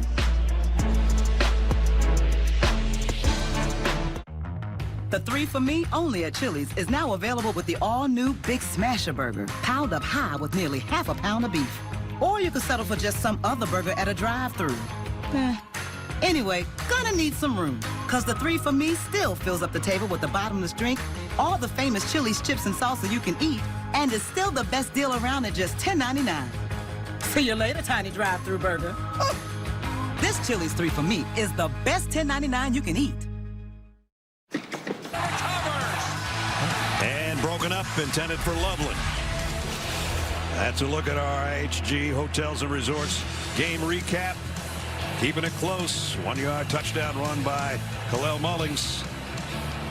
And here we are in the 4th quarter. This wasn't a game for a long time, but Indiana's offense in the second half, minus 2 yards so far. And the Michigan defense have been aggressive, playing man-to-man. Their pass rush is working. But I've always talked about this. To win a championship or get yourself in a position to win a championship, there's going to be a couple games where you're going to get under pressure, where you have to play clutch football. IU, do they have enough experience to do this? Being in this position twice this season against Northwestern and Maryland, they entered the 4th quarter down 7 and they pulled away. So far, no pull away. Remember, though, they are used to beating people by 33 points a game, so this is a different spot. If we take a look at our Modelo game changer, TJ Guy, in that last couple series. Yep, became the man. One of them he did on his own. The second one was a good scheme by this Michigan defense, blocking his guy and letting him come inside for the sack. So an unfamiliar position for Indiana. Tight game. 9.5 to go. They'll keep it on the ground to Ellison. Justice Ellison, only a couple-yard gain. Yeah, big Kenneth Grant that time. Remember how they played him. We were noticing through the game that Grant and Mason Graham were not in there all the time. Well, they've got him in there now. Okay, 4th quarter, I asked him, I saw the interview with him, you've played a lot of snaps. You played more in 10 games than you did in all 15. He said, we got to win. When they call me, I'll be ready. 2nd down and 8. Michigan looked like they were going to bring the blitz. They do on a delay. Throw to the sideline, back shoulders all the way to the coaching staff. I'll tell you, Jay Sean Barham that time, again, with that linebacker blitz. He has been effective the last 5 games with this blitz from the linebacker position. Watch number 1 right here. Get in there and crease and get right into the face of Curtis Rourke.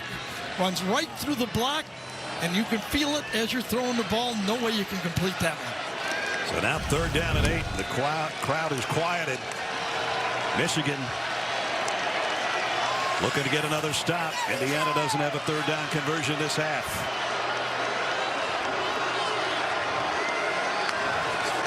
Rourke, quick throw, complete, 1st down. And it's Keyshawn Williams again. Yeah, you could see the open bubble to throw to that time. This is where you got the space right here. Go out, stop, and then not quite the perfect tackle. Back to the ground. Ellison dropped for a couple-yard loss, and it's TJ Guy. That guy again. He's having a great second half. 55 on the spot.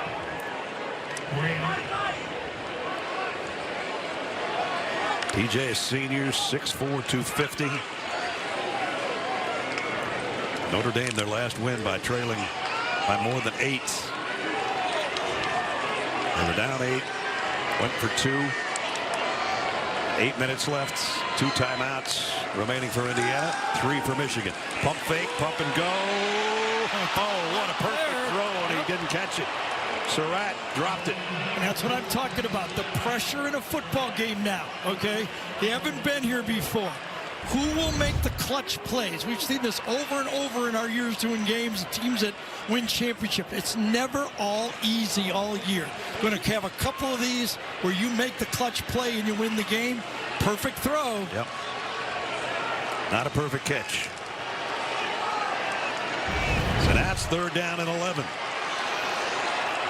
Everything was going smoothly for Curtis Rourke in the first half. Not so much second half. Needs one here to stay on the field. 3rd and 11. Pocket collapsing again. Got away, but not in the end. Goes down, Jayshawn Barham. Well, Mason Graham was in there from the outside. The running back did not get the edge at all. No one gets the edge to this side. I think it was Lawton. Did not get the clean block outside. That was a problem, and it collapsed. Barham's a guy we highlighted on defense because the last few weeks seeing him play has been coming on strong, and a loss of 14. It's 4th and 25. Feels like Wink Martindale is so comfortable attacking the quarterback and playing man, doesn't he? Yeah. James Evans punt. They're just going to let it bounce. Oh, that went way too many yards. Finally scooped up at the end by Samaj Morgan, and then he's dropped. He let that go about 10 yards too far. But good coverage by the punt team. Here's what could have been a first down, but not. And then what could have been became another sack by the Michigan defense. Wolverines on offense, down 2 when we come back.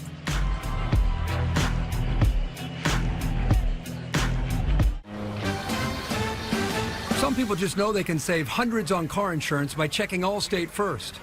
Alrighty.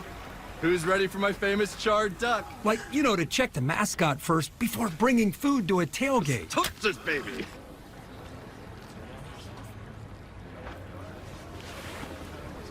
Yeah, checking first is smart.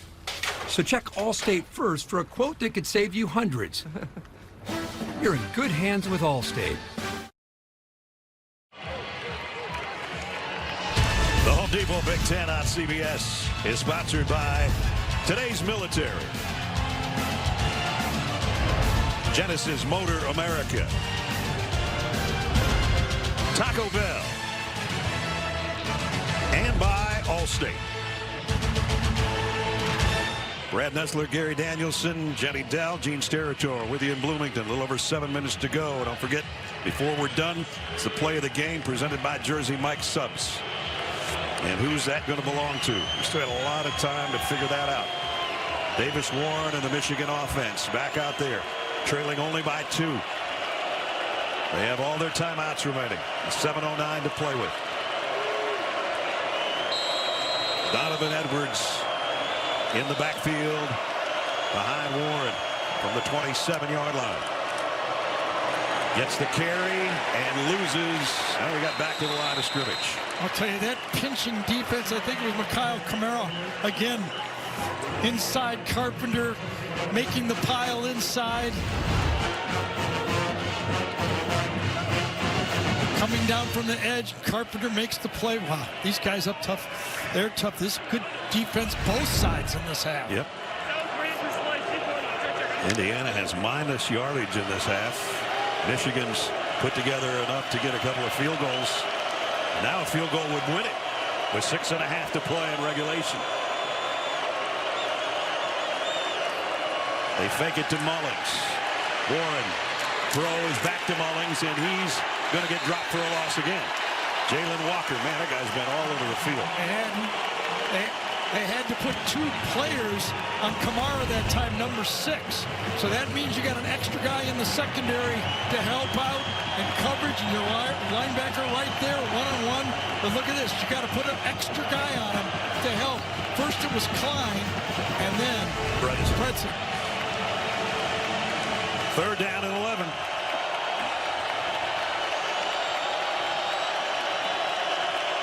Three receivers to Warren's right.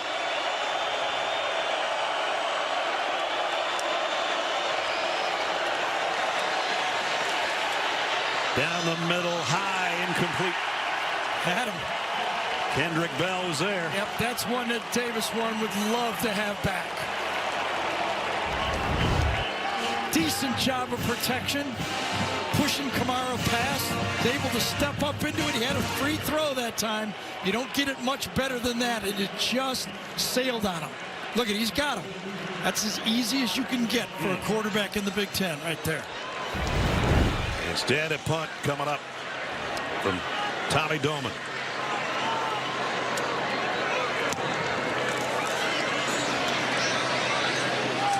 Williams runs up on it, makes a great cut. Trying to get to the far side. Still on his feet inside the 40-yard line. Keyshawn Williams, who's made big plays as a receiver. No play bigger than that one. So aggressive going for the short kick on this one. Watch, he's deep. He probably runs 20 yards up to catch it on the run. He's going to come way up to here to even catch it. And he hits it full speed.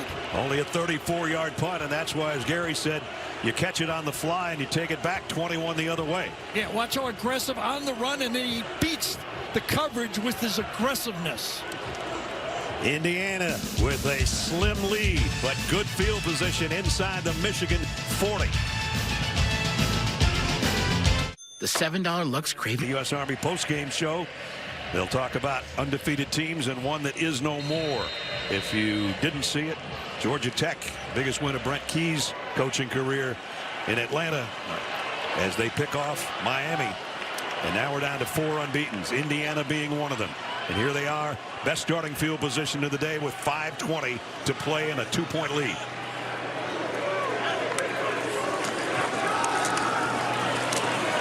Michigan's defense swarming there on Lawton, and maybe got a foot out of that. As there's the remaining undefeated teams. Oregon playing Maryland tonight at home.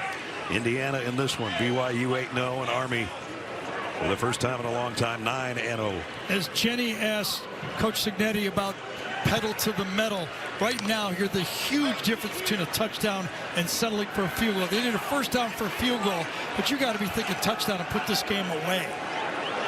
Remember Radicic, their field goal kicker, hit from 40 earlier, which was his season long. Rourke, slant, complete. Keyshawn Williams, first down. So let's see how aggressive now IU continues to be.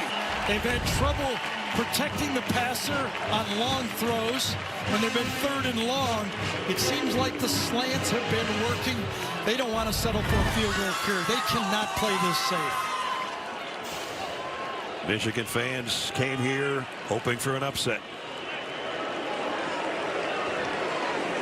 -1 yard offense in this half, even though that was a first down throw. They've not been able to run in the second half. Who's on the bottom of that one? Might have been Houseman, their leading tackler, inside linebacker, as they unpile people. He's in on it somewhere.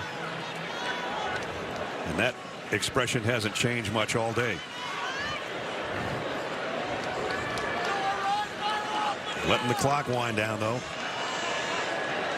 No tempo involved in this one. You can see the line to gain for their field goal kicker that is, in our opinion, having hit from 40 earlier. Justice Ellison back in at tailback. And he gets the draw play. Ellison tripped up by Barham. Yeah, the delayed draw. We saw this. Oregon use this effectively in past games. Look for the pass, delayed draw, get downfield. And Barham was fortunate to get on that leg that time. Yep. And he's down, as a matter of fact.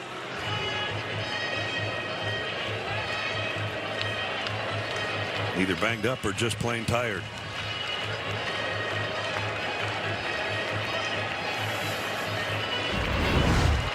Another look at the play. Yeah, he defeats the block on the play just enough to get on it. Kadick had him enough, just held that block a half second longer, and he would have had a big running play, but Parham has had a good second half of the season, if you ask me. The games I've been doing, he's been in the middle of everything.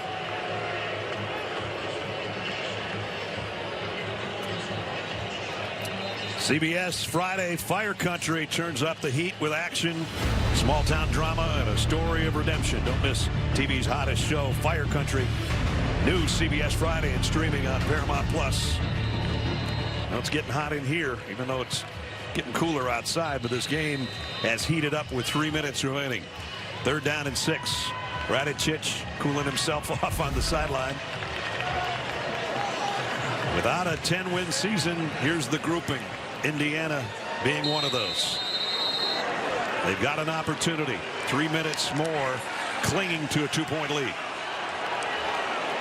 They've got plenty of time to take time off the clock if they want to. No hurry here if you're IU.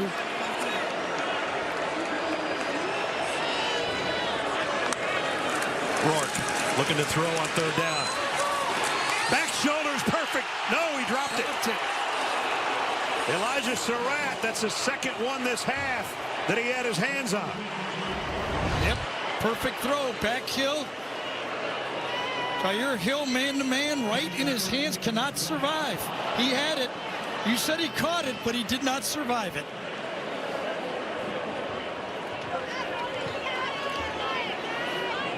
AT&T pylon cam will show you he had the grab, but he didn't have the ball when he hit the sideline. The throw was perfect. Remember, they snapped that ball with like 20-some seconds on the clock. So Nicholas Radicic coming in, hit one earlier from 40. This one will be 41, and that would be his season long. To try to give IU a 5-point lead. Kick on the way, right dead center. 2 big kicks by a guy that doesn't kick many. Is that going to be enough, though? Sharon Moore and Michigan still have something to say about it. Michigan's got 3 timeouts and the 2-minute timeout. They can call anything they want.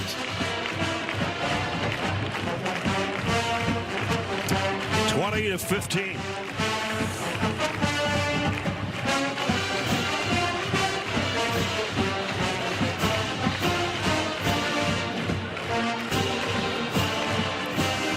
This stadium has never seen a 9-0 team. And hoping for a 10-0 team. Last top 10 road win when unranked. Michigan did it in 1963 against Illinois. Now they get a chance in 2024, 61 years to the day later, to try to do it to 8th ranked Indiana. It's a long time. It's a long time. That's right. But they got a chance, right? I mean, you know, IU scoring in the 40s against everybody all year.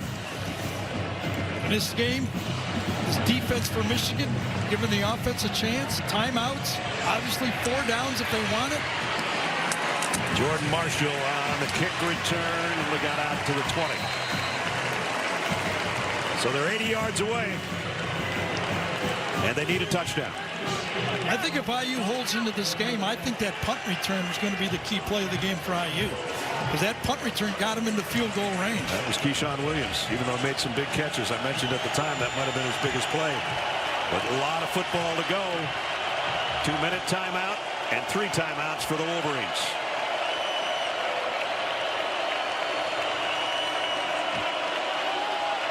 Loveland in motion to the top of your screen. Davis Warren, quick throw to the outside. Peyton O'Leary, and he says he caught it. The corner is saying he trapped it. Or is he wanting him to snap it fast because he knows he trapped it? Ooh, I think he might have caught it. I think he got his fingers underneath it. At any rate, here we go. Warren throws to the outside, complete. Tyler Morris, first down. Smart play by O'Leary, getting that ball in there fast and forcing a quick decision by the replay official. Not only did they get another play out of it, they got another first down out of it. Yep. And we worked our way to the 2-minute timeout. Gonna have a heck of a finish. 2 minutes left. Michigan trying to pull an upset on the road. Indiana trying to hold on to 10-0. The throw to Peyton O'Leary and how he jumped up and hurried things up. Got another angle right here. I thought he had his fingertips under and tipped it to himself. And double caught it. That's what he did. Tipped it and caught it. And it was a big play. And that started this drive. And now first down.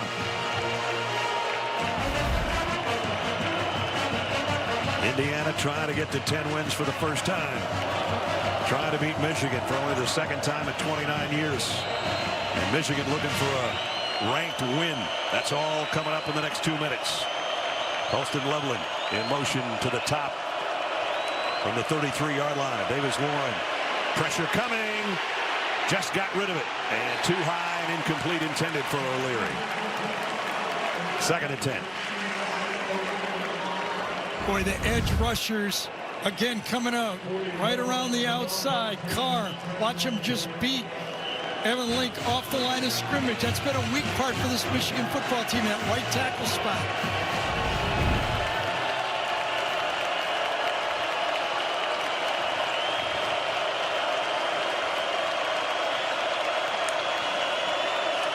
Warren, pressure coming again. Wants to throw back across his body, incomplete. Loveland, the intended receiver. It's 3rd down. So that time Carr dropped. They had 3 men to that side. He drops and the pressure comes from the other direction.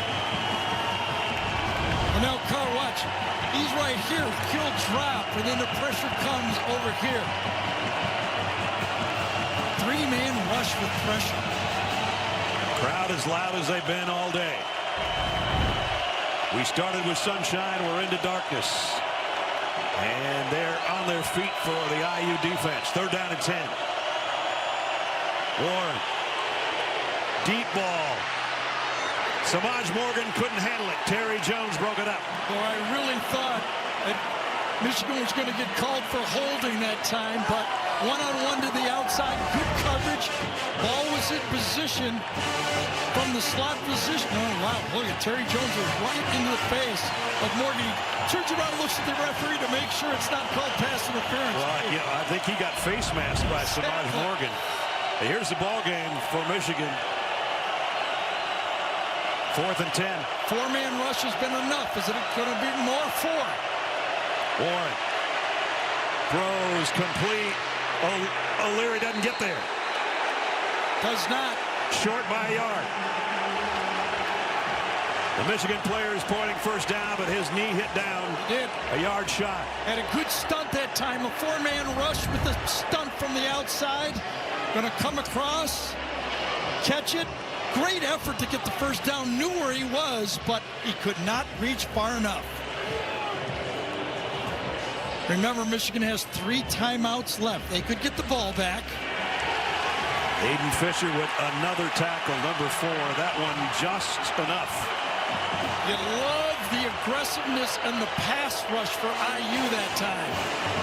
They did all kind of stunts up front. We talked about that early. They disguised their fronts as well as anybody in college football.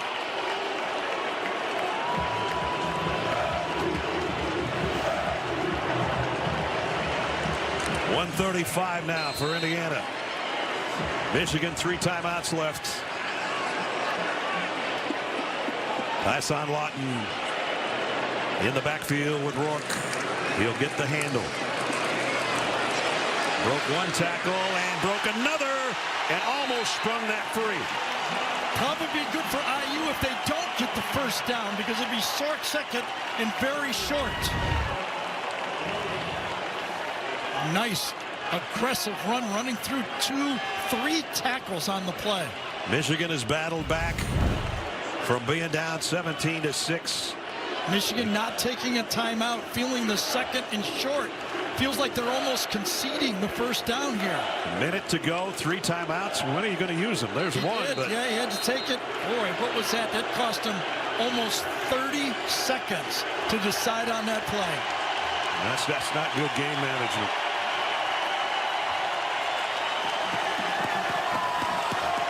$53,000 screaming their lungs out here at Memorial Stadium. I think Sharon Moore was thinking on second and short. He wanted him to go up and concede the first down, but IU was just going to bleed the clock as long as they could.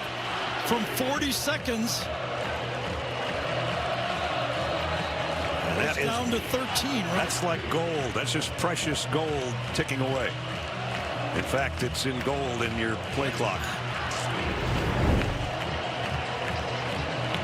So 54 seconds. Cost Michigan 28 seconds. Coming up tonight on CBS starts with a special Family Film and TV Awards, followed by back-to-back episodes of 48 Hours tonight on CBS. Yeah, sometimes you're better off not making the first down on first down. Now if they make it, they're in total control.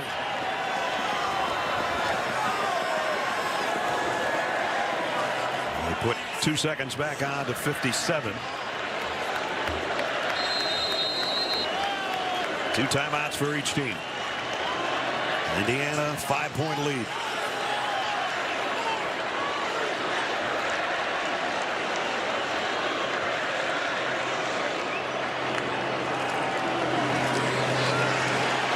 Kept by Rourke in a slide at the 30. They waited the whole game to pull that one out.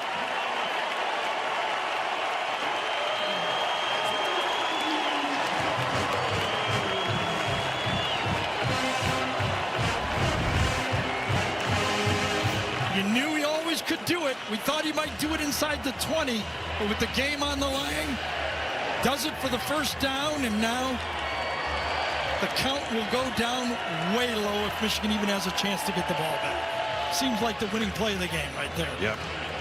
Otherwise, the other side of it, it was the first down run that was huge too. And Davis Warren on the other side with the other quarterback reaction, knowing that that's probably going to do it. And now the coach, one last chat here with his offense. One timeout left. Game's over. Just take a knee. Well, Indiana has been running away with most games, averaging almost 47 points a game to 14 for their opposition. This helps them, though. Winning a game like this, pressure on, right? Yeah, you know, a wise coach once said, much like a quarterback, you don't know what kind of team you have. It's like a tea bag. You don't know what you have till you put it in hot water. Indiana got put in hot water by Michigan today, and it's going to be sweet tea when this one's over, because there'll be a perfect 10 for the first time ever. One more knee, and that guy can put his shirt on.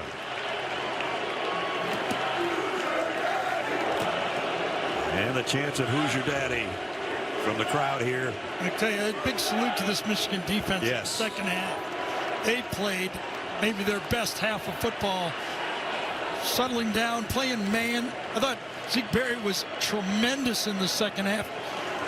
TJ guy, but Indiana survives it. History made on that kneel down. Indiana is 10-0.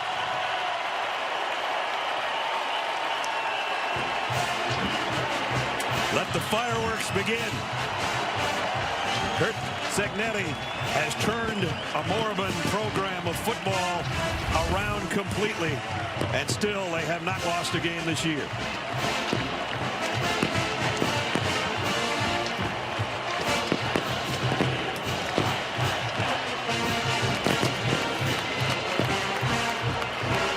Haven't had a scene like this here ever. It's like the 4th of July.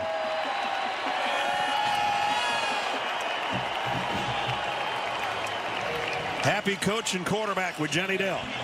Hey, Coach, take a look around for a moment. Is this what you envisioned when you took this job? Oh, yeah, I knew that winning could make, but this is over the top. No doubt about it. And you know what's great about it is we have an off day tomorrow because we're open this week. But look, not pretty at all. Gutty, defense, awesome job. Bending, not breaking. The special teams play again, huge in that game.